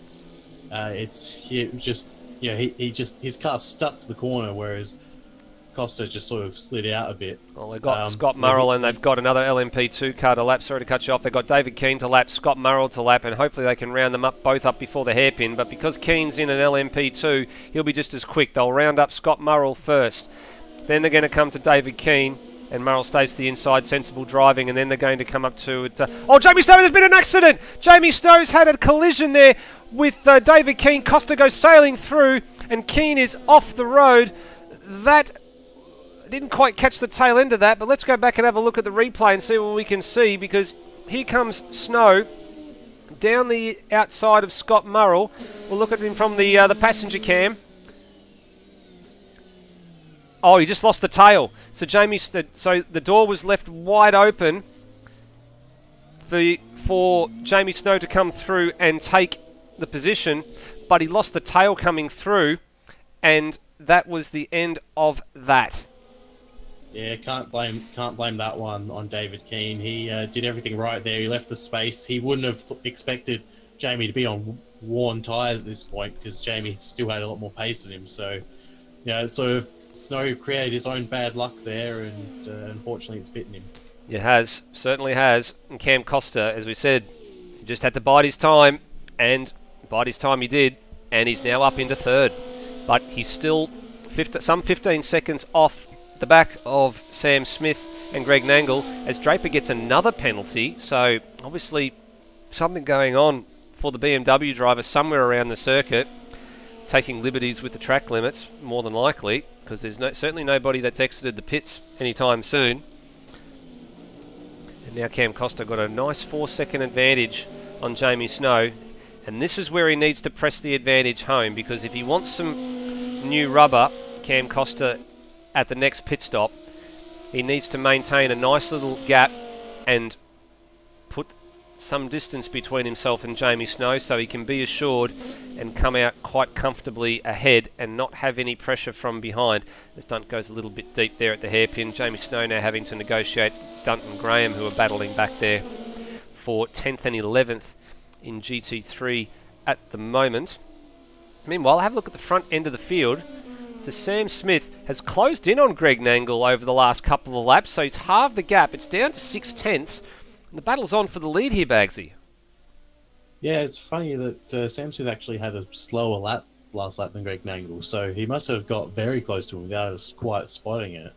And he's right up behind him now. So Sam Smith, it seems as as the stints go on, he seems to get a bit more confident in the car. Yeah, certainly as the tyre, as it gets a little bit of wear on it, and the tyre heats up quite nicely, that he gets the job done. So still plenty of time to go. 35 minutes and change. And Jamie Snow's round again, coming out of the penultimate corner. Yeah, so he's gone round there again. Let's have a look at the replay and see what happened to him. So here he comes. Down through turn 15 and on to 16. Let's see what happened. Yeah, he's lost the rear again there, Jamie Snow. Just braking a little bit too late. Spun it off the curb. Oh, and Dunt had to take avoiding action as well and cut across the front of Anthony Miles as well. So Snow's in the pits. Not ideal. And he is in the pits. And David Keane in the pits as well. So Snow's decided there's not going to be any more safety cars. He's just going to fill up here to the end and get fresh tyres because they were biting. He was about to lose position to Osrob. So his hand was forced there. Yeah, he had to go onto an alternate strategy to get himself back in the game after his spin, but obviously it's bitten him on 2 occasions on this stint, and he's now decided, no, I can't go any further on the tyres, I have to change them. Meanwhile, the battle at the front resumes. Nangle from Smith, the man on debut, the winner of the 6 hour of Spa, the ARW 6 hours of Spa back in May with Rob Dunt, is mighty impressive so far on debut, and giving one of the more seasoned veterans in this league a run for his money. Good to see. That this is what we want to see, isn't it, Bagsy? We've spoken over the course of the last couple of months about series such as the Super Series or the Supercar Series or whatever series they happen to be, where drivers will come into a series, they'll show up for 1 or 2 races, and then we won't see them again for a while. But you get the impression that someone like Sam Smith could come in and be around for quite a while and disrupt some of the veterans that have been in there for a while and really, up the ante of the whole entire field and turn the championship on its head. Yeah, he certainly hopes so, because it's always nice to see some of the people who have the ability to take it to the front guys come in, because we do want to see the battles for the front as we're seeing right now. And he's doing quite well, Sam Smith, considering I think the first time he turned a wheel in these cars in anger was probably, not too long ago. It was Glenn Miles there. Yeah, it's Miles. Has gotten sort of in the way of Greg Nangle. Greg Nangle had to really let up, and that has Sam Smith almost got past him. Yeah, it was a very awkward opportunity there at the hairpin. Miles was wide, and Nangle went to make the overtake happen, but it was a very awkward overtake, and it's literally put Sam Smith right under the rear wing of Greg Nangle as they head through the top end of town, now through Tower Turn and onto the Flying Fortress Straight, running down alongside the airfield into Bishop Bend at pace, full chat, and now down to the bottom end. Sam Smith is close enough to the back of Nangle. He could reach out with a protractor and measure his Nangle's rear wing angle and find out how he's going to go on the straights. He's absolutely on it. Well, he got a good exit there, Sam Smith, and you can see the time is just ticking down, ticking down, ticking down. Is he close enough to send it up the inside? Sam will know better than this, and he just continues to follow. Actually breaks a little bit early there, Sam Smith, just to settle the car in. But look how close they are. This is fantastic racing, and look at the suspension working away on the bumps on the run into through turn 17, and they complete lap 28, and they're now on to 29. Sam's pressuring. He's looking to see if he can get Nangle to make a mistake, but the Professor, as they call him, the man who has won the Formula 3 title in AMS Oz not all that long ago, calm, cool and collected, stays ahead for another lap. But is it going to be a question of how long? Or is it going to be a question of he will be there permanently? Coming up with some back markers as well, yet again at this hairpin. It's affecting the angle significantly. It's Brenton Foley and Brendan Ross. Yeah, well, Foley gets out, or Ross gets out of the way, so that's smart because he didn't have to do it at the hairpin, so he did it on the exit of the hairpin. He was far enough ahead. Now time for them to get past Foley. Foley's a little bit quicker, and I dare say they'll probably let them through in the next couple of corners. But Sam's going to be close enough to capitalise here.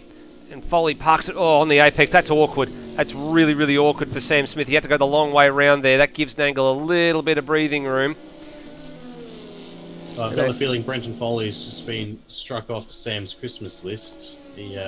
If Sam gets him a Secret Santa, he's going to be getting a very poor gift. Because Sam absolutely on the limit again to get back to Greg Nangle. He's sliding that car like you wouldn't believe. Yep. And look at this, of course, true Sam Smith style. It is Sam Smith style. We've seen that in ARW over a couple of seasons now. Sliding is the Sam Smith style. There's no ifs, buts or maybes about it. He's looking for a weakness in Nangle's armour, and so far he hasn't found any yet.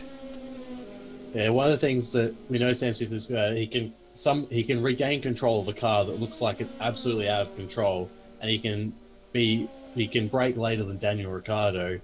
It's quite the thing to have him behind you, and then suddenly he's alongside you, and then he's in front of you, and you have no idea how he stopped the car. No, you're absolutely right. His car control is phenomenally good, but the excellent driving from both of them at the moment up and down the field. Meanwhile, what else is going on down the field? There's quite a few gaggles of cars around the circle. Here's Cam Costa. He's lost touch even more with those front guys. They've just kicked on away. And Jaden Draper's been disqualified, so I'm not sure what has happened there, but the BMW driver has been disqualified from this race, and he is out. So, promising run from Jaden Draper. He's obviously fallen foul of the stewards one too many times. I believe he had a penalty that he didn't serve, and it's caused him to be disqualified. Well, remains to be seen what has happened there. He was doing so well as well. He'd gotten a long way up the field and hadn't obviously served that penalty. So in LMP2, the field's been busted up. It's Nangle and Smith leading. Hammer and Tongs out in front. Cam Costa sits third. He's 21 seconds clear of Ozrob. Jamie Snow's moved into fifth after his tyre dramas. Roadhog's still down sixth, and Keane, the last of the LMP2 runners, 7 all. Had a big spin. Oh, there he is. Jamie Snow, and he keeps it going.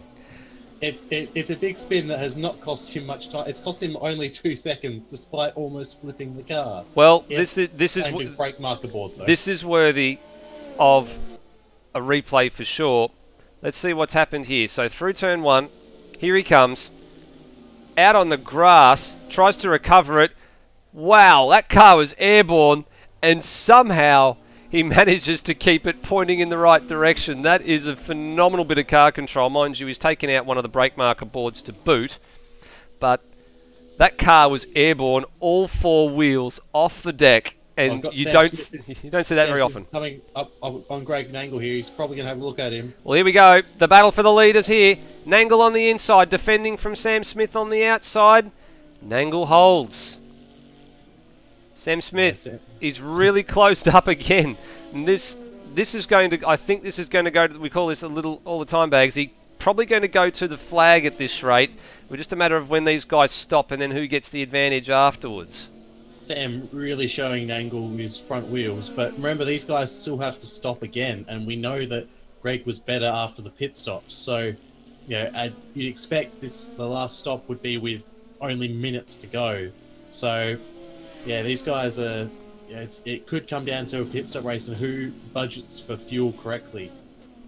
We're getting word through that Jaden Draper attempted to serve the penalty, but he did pit stop instead of the penalty, so therefore it did not clear the penalty. So that's the reason for his disqualification. As the leaders catch Boak down the back straight, Nangle tries to get a bit of a toe off that Corvette to try and get any advantage that he can. Sam gives the Corvette a bit of the flash of the lights to let him know he's there. Boak steps aside wisely. He's lost touch a little bit here, Sam, so he's lost a little bit of ground. But we know he can make that up and make it up rather quickly.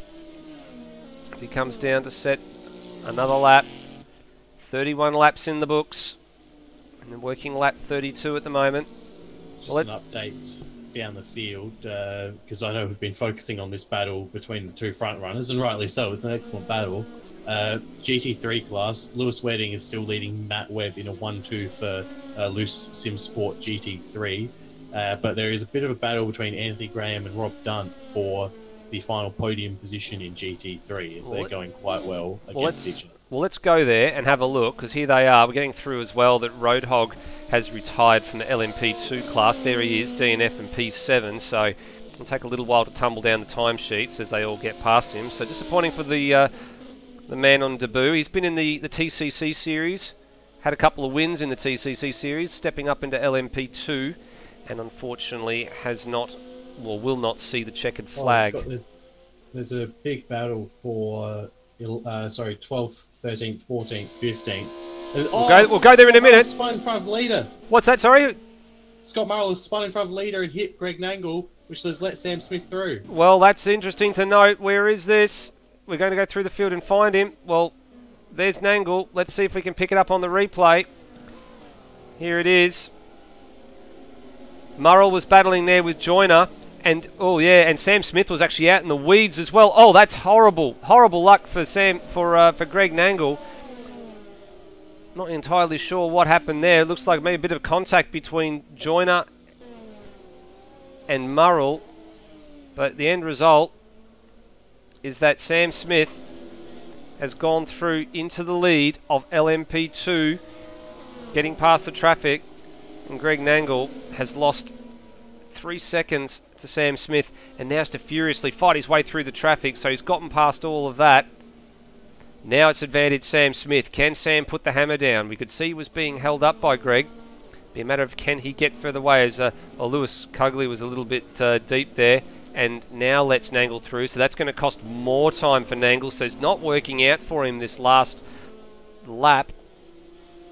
He's now out to a 3.5 second advantage to Sam, so Nangle's got to get the bit between the teeth here.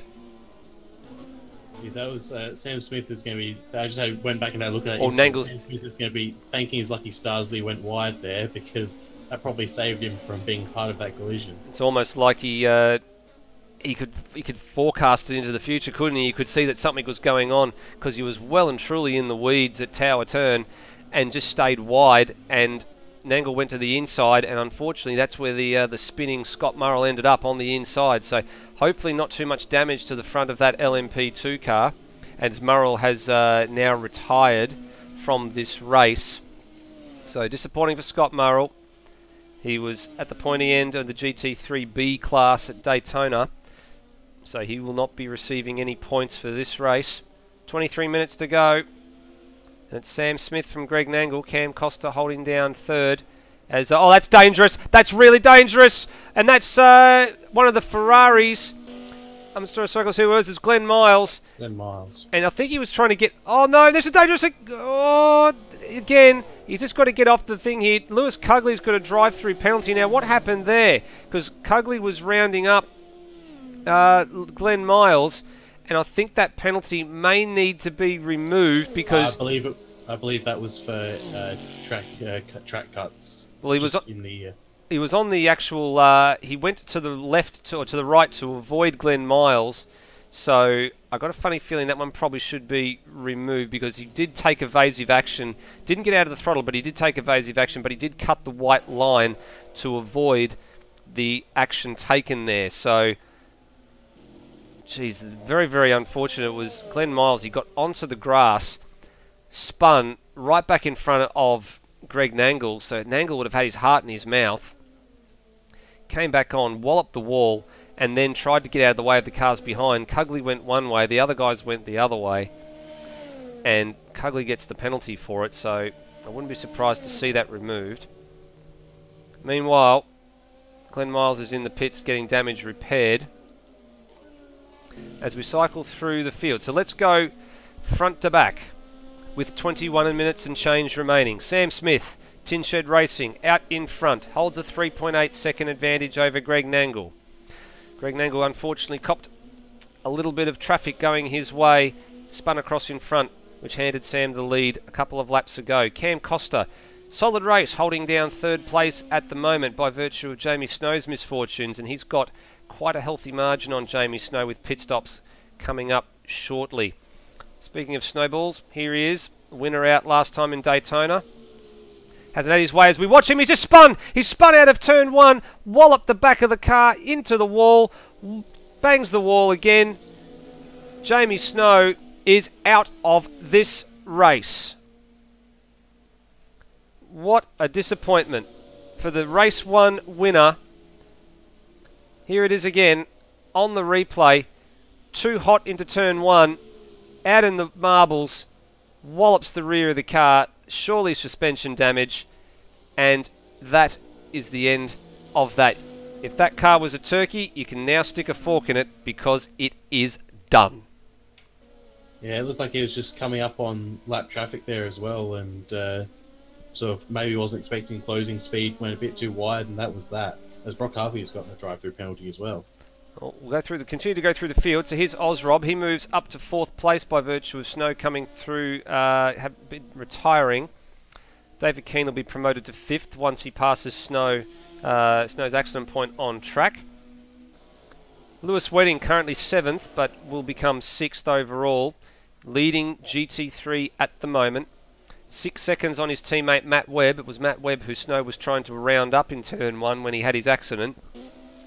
Anthony Graham and Rob Dunt still line astern. These guys have been battling away for 10th and 11th, which is now 9th and 10th, and will become 8th and 9th. Lewis Cugley has a drive-through penalty still over his head. Brock Harvey all over the back of him at the moment. Brock Harvey also with a drive-through penalty, unseen as to what that was for. Probably happened while we were looking at the replay. Phil Boak. They were both ones that were applied egregiously, so they've been removed. Okay, so they have both been removed. So Harvey and Cugley free to continue racing. Phil Boak, it hasn't gone the way of PBF Race Engineering this round. So he sits in 13th at the minute. Ed Williams is 14th, going along rather quietly in his debut race in the 88 Ferrari. Matt Schwass holding down 15th. Brenton Foley has just stopped for the final time, so he'll be coming out in 16th place. Brendan Ross behind him, 17th and in the pits. Luke Joyner is 18th, coming down the back straight at the minute, so he'll remain 18th. Brian Walsh, 19th for Ferrari and Momo.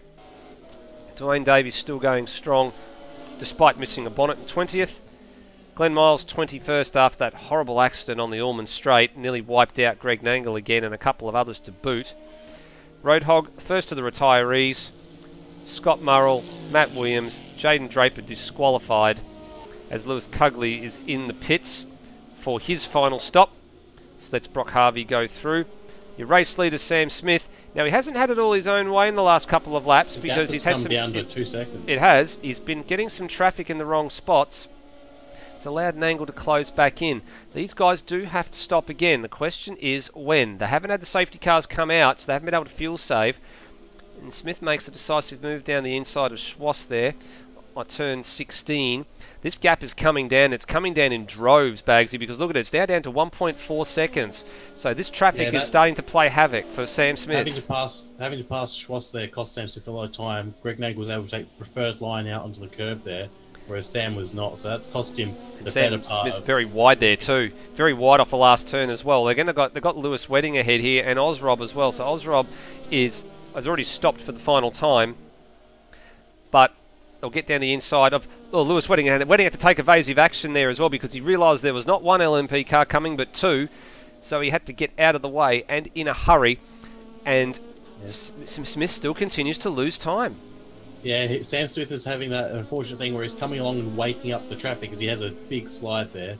He's waking up the traffic and they're being made aware of the LMP2 cars coming through just in time for Greg Nangle to take advantage. So this battle is by no means over, but now Sam is the one having the pressure applied to him. Yeah, certainly is. So Nangle, we've heard, is just starting to drive the car a little bit, not a little bit more conservatively, which means he's looking after the tyres a little bit more. So maybe that might bode well for when these guys have to stop again. They're going to be praying for a safety car. They're catching Lewis Cugley now at the top end of the circuit, or the northern end of the circuit.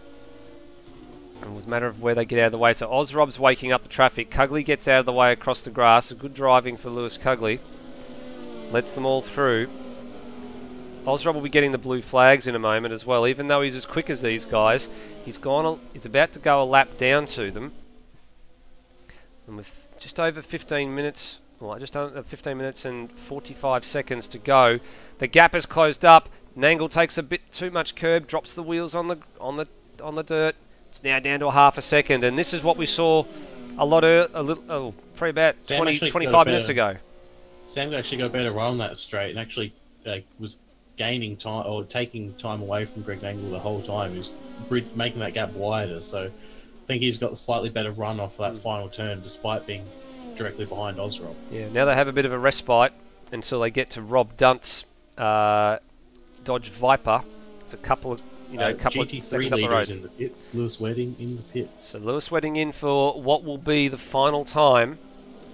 We'll expect to see a few stops shaking out in the next 15 minutes. But the focus is on LMP2 at the moment as Brendan Ross receives a drive-through penalty for track limits because he was in the pits not that long ago. So I doubt he's been back in and around again. Meanwhile, while the LMP2 battle is taking place, Cam Costa in for the final time in the pits. So he had quite a substantial margin over Ozrob as well, so he can afford to... He'll probably settle for third place, barring any disaster with the two in front, or a late race safety car. Though, which is interesting. You'd think he would have left his tyres alone to save a bit of time. Well, he's got plenty of margin in hand as well, Bagsy. And Ozrob's going to come out Cam Costa. He's going to have a 40-second advantage at the bare minimum over Ozrob. So he can afford to change the tyres, and I guess if there's a late race safety car or something as well, then he's going to be in a substantially better position. But that's a big if, because there's 14 minutes to go, and something would have to go wrong right about now, because we'd seen that when the safety car comes out, it typically stays out for about 12 minutes, so we wouldn't get very much of a... We pretty much get a sprint finish. And we almost know that the guys out in front have to stop again anyway. Just a matter of when. If the safety car came out now, the pits would be closed. So it'd put Cam Costa in the box seat. True that. And Greg Nangle's in the pits, so Sam Smith has continued on and set the fastest lap of the race. He certainly Greg has. Nangle has stopped and is changing tyres. Well, there we go. Sam This Smith. could be interesting because we know that tyres will probably cost you about 10 seconds. And we know Sam Smith is pretty good on these older tyres. So can Sam push, get a splash of fuel and not change tyres, and give Nangle a bit of a run, have a big lead to defend? Well, the question is, do you risk it? Well, Nangle's still stationary, so changing tyres, putting in fuel, it's only going to be a splash and dash, as you said. Would you risk it? Would you risk having worn rubber underneath you for the last 12 and a bit minutes? And I would say you're probably right. The answer would be yes. Take the track position. Even if a safety car came out now, it's too late. We would end up in a situation where you would have to go to the flag on the rubber that you had anyway, and we'd probably end up finishing under yellow. So I think it's worth the risk. If Sam can get in this lap, put fuel in, stay with the tyres that he's got, he'll have a substantial track advantage, and he'll probably be able to comfortably maintain that to the flag. So Nangle has blinked first, so Nangle's back out now and doing his best to warm those tyres up as he heads through Big Bend and down to the hairpin. And where's Sam Smith in all of this? So Sam Smith is on the opposite side of the circuit. So while Nangle's now down at the hairpin, Sam Smith's coming down to the final turn. It gives you an idea of the spatial distance between these guys. And Sam taking a tighter approach and is coming in. So here's the moment. Is he going to change tyres, or is he just going to do a splash and dash? So we'll stay with Sam for the moment as the Alpine A450 P2 comes into the pits. Luke Joyner in as well. Ozrob goes through. Sam Smith, no tyres. So there's your answer. He's comfortable enough. Nangle's got to get the hammer down. He's got to get the hammer down fast. And this is obviously one less lap of fuel that Sam gets put in, and he's already off, and his pit boom is a lot further down. So Greg Nangle's That is only game, just set, coming and onto the back match. straight now. Sam Smith is exiting the pits. That is a 30-second lead that Sam Smith has, and I do not think that He's going to surrender it. Yeah, or sorry, 28 seconds. So it's I think Sam has done the good thing here, but he needs to keep his car on the road. If he doesn't keep this car on the road, then that gap is going to drop significantly and quickly. So definitely advantage Sam Smith, but it's not all over yet. We know Greg Nangle can put in some absolutely blistering laps. No, certainly not all over yet. And just apologies, we're starting to get a couple of little frame drops here on the broadcast, so hopefully we'll be able to make it through to the finish. 10.5 minutes remaining. We certainly don't want anything bad to happen, but Greg Nangle, they're coming through Big Bend and starting to get a little bit worse. I'm not sure about you, Bagsy, but I have unfortunately starting to suffer the frame drop issue, and I've gone into a couple as well. Yeah, so I've gone into a bit of an issue here. So we're going to have to probably have a look at this on the broadcast for a little bit longer. See if we can sort this out, but apologies to the viewers. This does happen from time to time with AMS. We're going to be doing this probably with a little bit of assistance, I would think. Oop. While we sort this out, apologies to the viewers. I'm not sure if we can come back in as a spectator. I think the session might actually be closed, but we'll see how we go. It's the second time we've had this, so again, apologies to the viewers. This is certainly not what we wanted to have, but we have had this on more than one occasion. The last time we had this was at the Sebring, sorry, not Sebring round, the Laguna Seca round. So meanwhile, following the pit stops, Sam Smith has completely outfoxed Greg Nangle and leads quite comfortably at the moment. So waited for Nangle to blink first, saw that Nangle had changed the tyres, and he had the advantage, and now has a quite comprehensible lead at the moment, and track position to boot. And as we said, even if a safety car comes out now, the race would finish under yellow flags.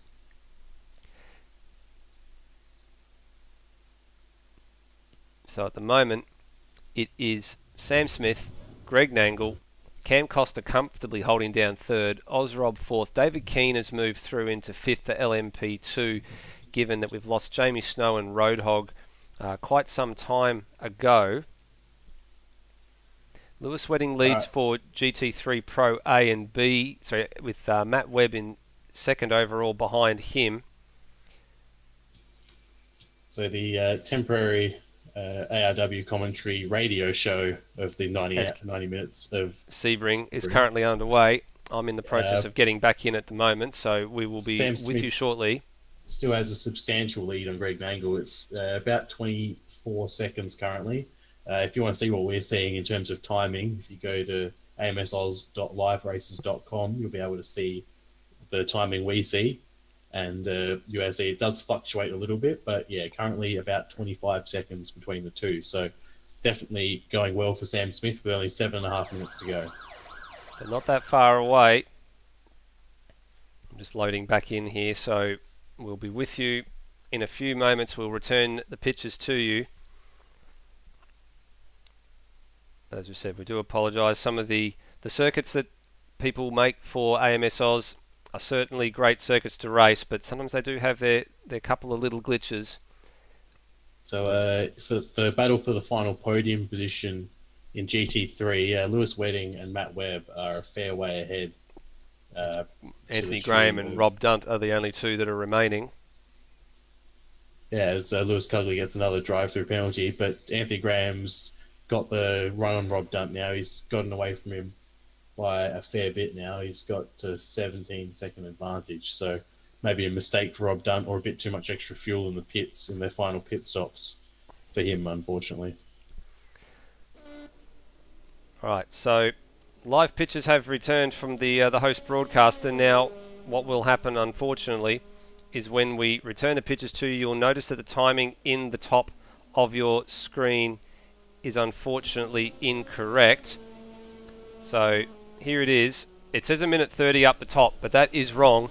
There is literally only there was less than 6 minutes left remaining on the board as we go through to take a look at your race leader. So here he is, Sam Smith, holding quite a nice advantage at the moment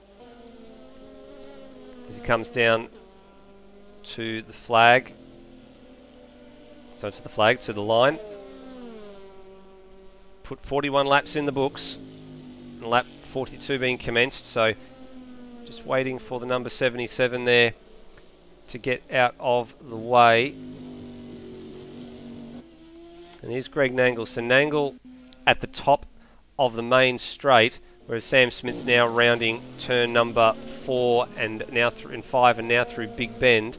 So he's still got quite a comfortable advantage, Sam Smith, and not that much time left on the clock. Nangle's still in hot pursuit, but unfortunately he's going to run out of time and run out of laps to be able to catch Sam Smith at this rate as he heads through Big Bend. We realise there's probably about a 20 to 25 second differential in terms of the time we're seeing versus what's on the clock at the moment. So we believe that at the moment there is roughly about 4 minutes and 40 seconds remaining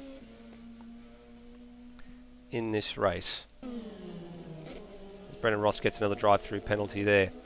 Cam Costa's done well, bided his time, waited for Jamie Snow to make a mistake, slotted through nicely into third place for LMP2, and then unfortunately Jamie Snow, the mistakes continued to come, and that's compounded his race into and ended up in retirement. If we go through the field, we'll find your GT3 lead runner. Here he is, Lewis Wedding. I haven't seen much of him. We've been focusing on the battles. Also in GT3, Rob Dunt has just retired, unfortunately, so that's a shame for him. He was doing quite well. So Rob Dunt out of GT3, possibly the same things that we're seeing, or the same things that we had with the frame drops. There's Matt Webb. So a 1-2 at the moment for Bentley Continental and Loose Web Motorsport.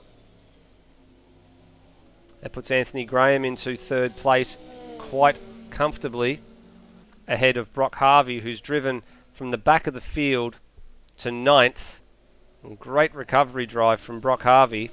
And for Lotus, it's about to be rounded up by Cam Costa here. Driven to 9th, but that is 4th in class, so he's almost got on the podium from the back of the grid, which is quite good. Adds to his points that he scored in Daytona. Just quickly, the gap now, we've reverted to the old-fashioned method of just pressing the button on a stopwatch when Sam Smith goes across the line and then doing it again when Greg Nangle gets through, and the current gap is 18 seconds. 18.58 seconds, so 12 seconds have come down in the last 10 minutes, but there's only 3 to go, so barring a Sam Smith mistake, I think he's got this one in the bag. Yeah, so we're looking a bit further down the field to see the runners are still here. So here's Matt Schwass, so he's still in the game. Phil Boak, well, he's actually ahead of Brenton Foley, so it was the other way round in Daytona when they executed that wonderful strategy. So Sebring hasn't been that kind to them for this particular round. Lewis Cugley's had a much better race. He just went a bit wide there, but he's had a much better race than what he did in Daytona. He exited the race on the first turn, on the first lap. He's driven much, much better this race. He's currently 12th on the road. Brenton Foley, here he is, just being harassed by Ed Williams here at the moment in the Ferrari. So the Pro B runner harassing the Pro A runner in the latter stages of this race. And Brendan Ross, 15th. And then first of the retirees is Rob Dunt. Luke Joyner has yet to pass him, so too DD, Dwayne Davies, Brian Walsh, Glenn Miles, all yet to pass the stationary Dunt in the pits. Well, Sam Smith's coming... sorry, go on, Bagsy. Only a second that was taken out of Sam Smith there, so just seems like Sam's got the measure. Well, I wouldn't say got the measure of Greg Nangle, but he's definitely got the strategy over him and has saved an amazing amount of time, really. The fact that his pit stop was so much faster, Greg Nangle was right in the back of him, and to come out 30 seconds ahead, he definitely got the drop on Nangle there. Yeah, he certainly did. Well, he's coming around the top end of the circuit at the moment, so he's down to Tower Turn right about now. And now coming down the back straight. So the back straight, down the straight next door to the airfield. So we're just waiting for him to get down now to the Allman Straight. There's going to be at least 2 more laps here, because he's going to cross the line before time expires this lap. And so there'll be the next lap and then 1 more after that. Do you reckon there's a potential he may have fueled too little, or do you reckon he's fine? I think he should be fine. Knowing Sam Smith, I think he'll know how much fuel he needs to burn, and therefore how much he would have needed to put in. I'm just doing the math now just to see what the time sort of differential is, and we're right, it's about 20 seconds from what we're watching on the live timing to what it is now. So Sam Smith crosses the line now. He's probably crossed the line with about 10 seconds remaining. So we wait to see the leader come round and complete this lap, and then 1 more after that. So time, we believe, now has expired, which means that the leader is on the penultimate lap. You'll see the white flag the next time around, and the commentary team, Bagsy, will do the honours of informing the field that the leader will take has taken the white flag when he does, as we did have a little issue at Daytona when the leader did take the white flag, and that's just because of the multi-class arrangement.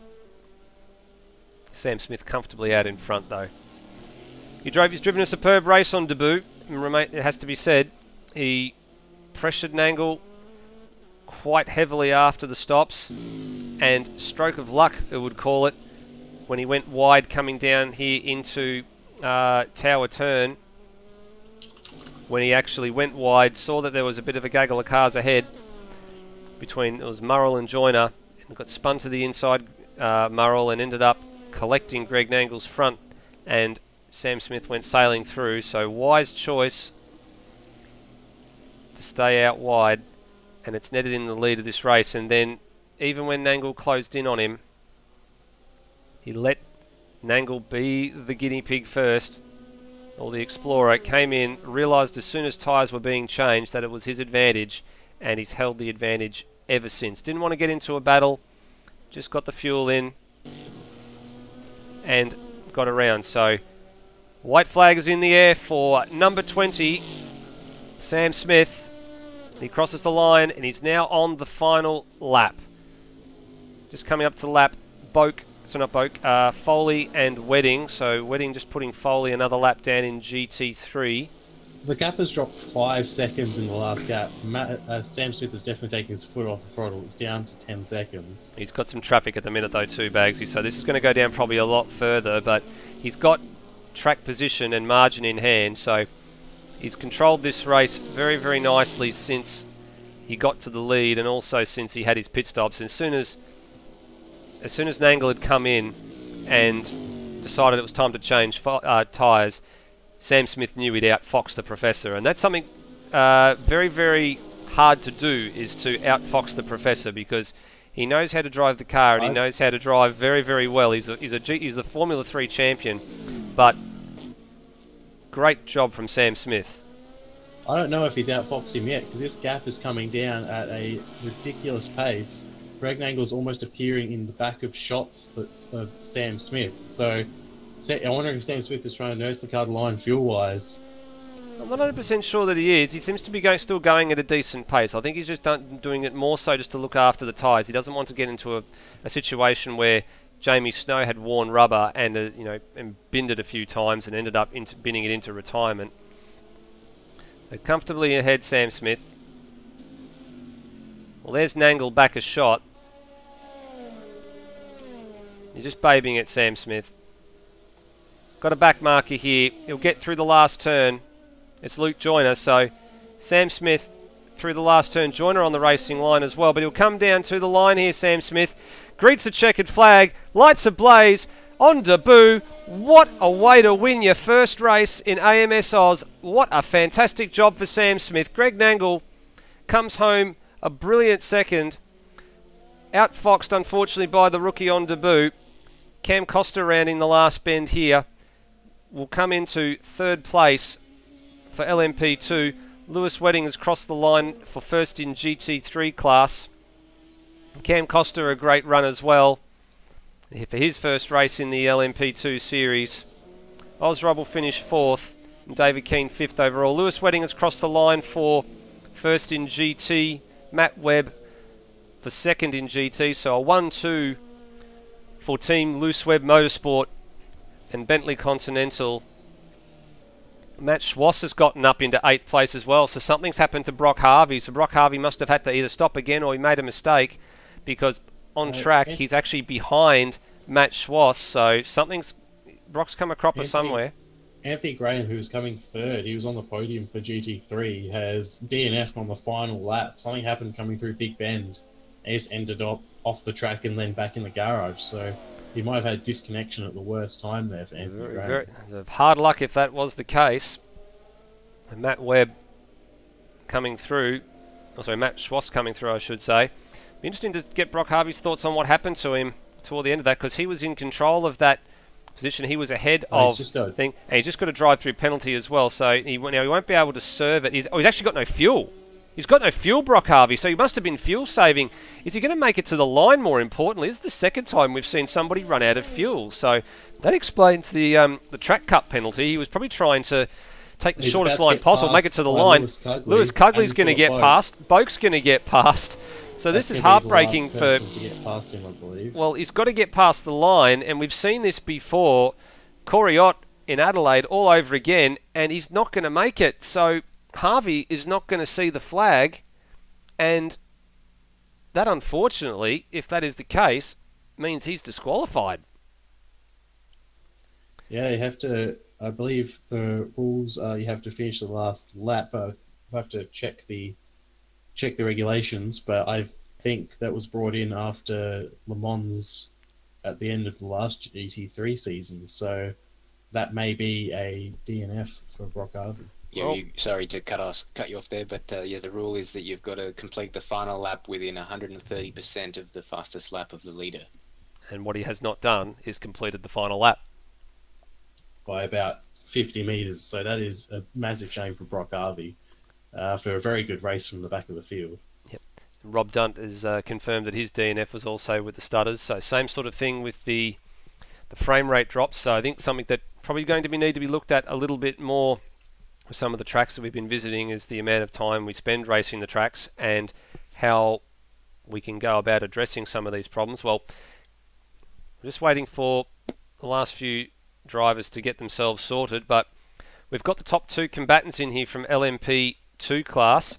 Actually, we've now got the top 3 combatants from LMP2 class have joined, but we'll go to the race victor first. The man on debut, Sam Smith. Congratulations, mate. You've come across from ARW, and you've done what has been very difficult to achieve, and that's school the Professor, Greg Nangle. Well done.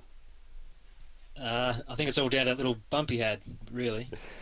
Little bump, you're talking about the one at a tower turn, the top one at the bend where he unfortunately got mixed up with Scott Murrell. Yeah, he definitely had the pace on me, that's for sure.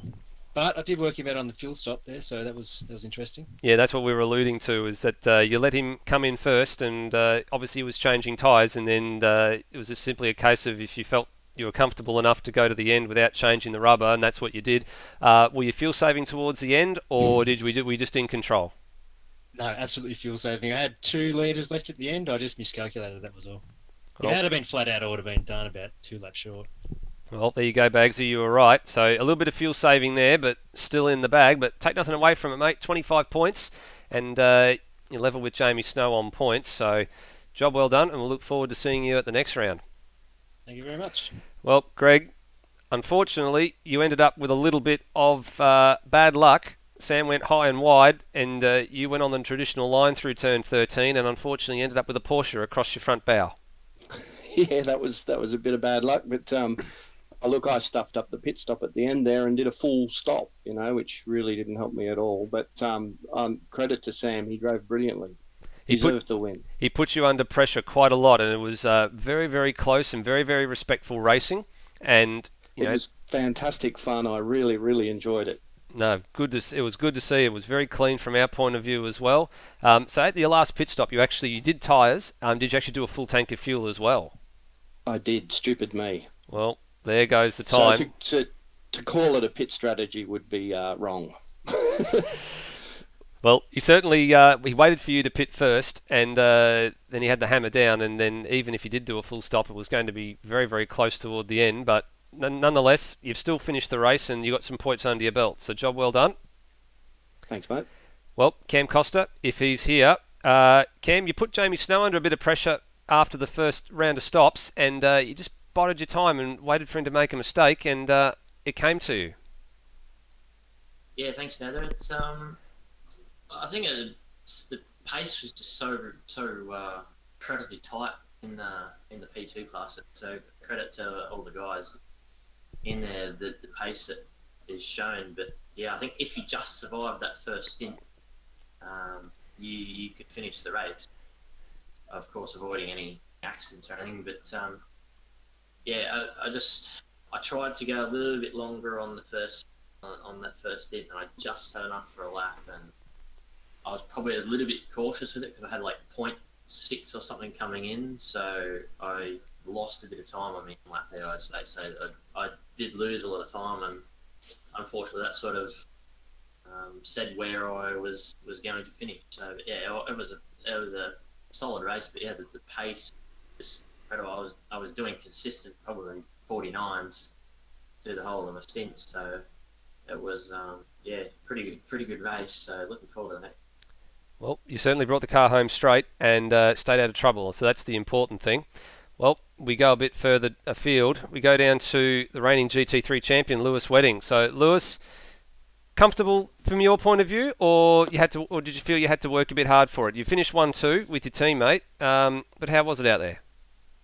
It was really good, actually. Obviously, it was finally good to finish a race, not have any internet issues or anything like that. But aside from really, had a couple close run-ins with some very eager LMP drivers. Aside from that, I was pushing a little bit, but I had to fuel save in the first two stints just to get an extra lap out, because I knew Matt could go just a little bit longer. He was a little bit better with fuel, and also I was also on the edge of if I kept pushing, I'd have to pit a lap early. So it sort of compromised my pace a little bit, but aside from that, it was pretty much a dream run, really. I didn't make a mistake, I don't think, all race. I didn't run wide anywhere. I think the only hiccup really was at the start, where I got a track cut because obviously all the cars on the inside and the way that the track's lined out is, I got a track cut there. But aside from that, it was pretty much fairly easy running, but Matt was really, really good pace-wise. It was pretty good to see. We were a little lost in practice with setup. We tried making changes to make it a little bit easier, but we just pretty much reverted to default setup, and we made a change to the steering rack and tanked it up. I think the only difference was I ripped all the wing off the thing because it didn't make too much of a difference. But aside from that, yeah, just a dream run, really. Well, nice and easy. That's the way you like it sometimes, isn't it? Because it gives you a good haul and of points from a team's perspective, but it also gives yourself a good fistful of points to put you back up the pointy end of the GT3 standings with 6 rounds still to go. So plenty of time and plenty of points to be earned, but at least you're on the board now. Yeah, that's it. It's just in the early part of a season, you just want to get on the board and get some nice results going and just keep it up. So good to get on the board. Obviously, I know obviously Foley brought it home, so I'm still going to be a little bit behind him and Matt, obviously. But yeah, it's just good to get on the board and get a win. Certainly is. Well, you talked about having a dream run. There was one man in the field who was having a dream run until the last 50 metres of the circuit, and it's Brock Harvey. Mate, first of all, you had your drummers and you started from the back. then you wound your way all the way up to P9, and then right at the very end, it looked like she ran out of fuel. True? Yeah. Pretty technical issue. Yeah, ran out of fuel. I calculated for 7 laps to go, so I only put 7 in it, and we did 8, or I did 7.9. That's pretty heartbreaking, to be honest. That was probably the best drive I've put together in a long time, and especially from the rear grid with qualifying issues. But yeah. Well, this is coming from somebody who told me last night as well that you felt like you weren't all that flash with the Lotus around here compared to the last time you were here with the Aston Martin. But you obviously made it work for you, but you just wound up a little bit short. Yeah, we tuned it up. It wasn't liking the bumps very much, and the style of driving this car is really different to the Aston. But yeah, we had pace. We would have qualified top 5 in class, or in the GT3s if we were able to qualify, which would have put us pretty close to the top for most of the race. And it's got the turbo. Lotus has good fuel economy. As I said, I was listening to you guys, and I think there was 6 seconds left when Sam crossed the line to do another lap, and I went, oh, that's going to leave us in a bit of trouble. So I had to back off massively, and Schwatter got past, and that cost me a podium. And then she cut out around the back, on the back straight, and it didn't make it all the way to the line, unfortunately. Unfortunately, that's the unfortunate downside of being in a single car team, is you don't have a teammate that can push you home. So, unfortunately, no points on the board for this occasion, but still a few more rounds to go, and that Lotus is still a little bit of a little weapon, I think we're probably going to call that one, because it can hold its own. So we'll look forward to seeing you next time out, mate, which will be at Monza. So the Temple of Speed is where we're heading next for the GT3 and the LMP2 cars, because we've completed the North American leg, and we're going into a European leg for the next couple of rounds. So speaking of upcoming rounds, tomorrow night, Monday the 13th of August, we've got round 6 of the TCC, the Touring Car Championship. So Lewis Wedding takes care of that on Twitch, and we're at Cascavel in Brazil for that.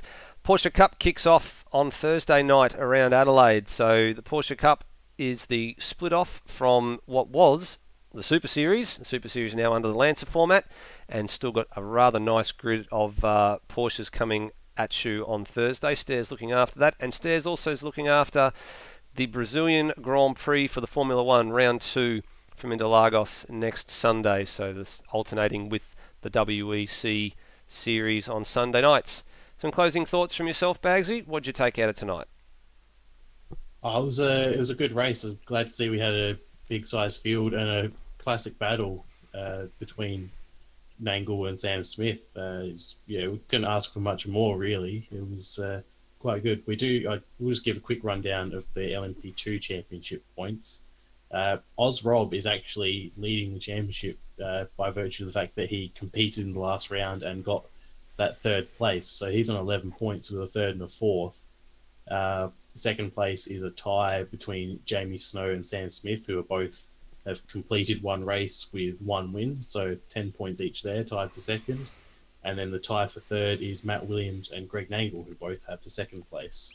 So very close to the top, obviously only 2 rounds in, but it is a short season. We've only got 8 rounds. So these points at the start definitely matter. They certainly do. And the good thing I think we take out of tonight is that it's not going to be easy to win everything. There's certainly people that have got some strengths and weaknesses, and well, Jamie Snow showed that even he's immune tonight, and we got a different winner for a change. So it's going to be an interesting season, especially with Monza up next. Everything is quick in a straight line, isn't it? Yeah, it is. But you do have to get through those chicanes, and it can bite you if you're not careful. Absolutely. Well, got the GT3 points for you as well, if you like. Fire away, Stairs. We'd love to hear it. Matt Webb leading the championship on 13 points with a 4th and a 2nd place finish in rounds 1 and 2. With Foley having a bad race today, he's 1 point adrift in 12 points in 2nd place. and then in third is his teammate Phil Boak with a third and a fourth place finish on 11, and then Lewis Wedding on 10 points by virtue of his win tonight. So that's very close. So tightening up already and set to go on with it in 2 weeks' time. Well, everyone, this has been the 90 Minutes of Sebring, brought to you by your ARW commentary team on behalf of Short Shift Podcast, and we will see you again very, very soon. But until then, as we always say, please drive safely, and we'll see you next time.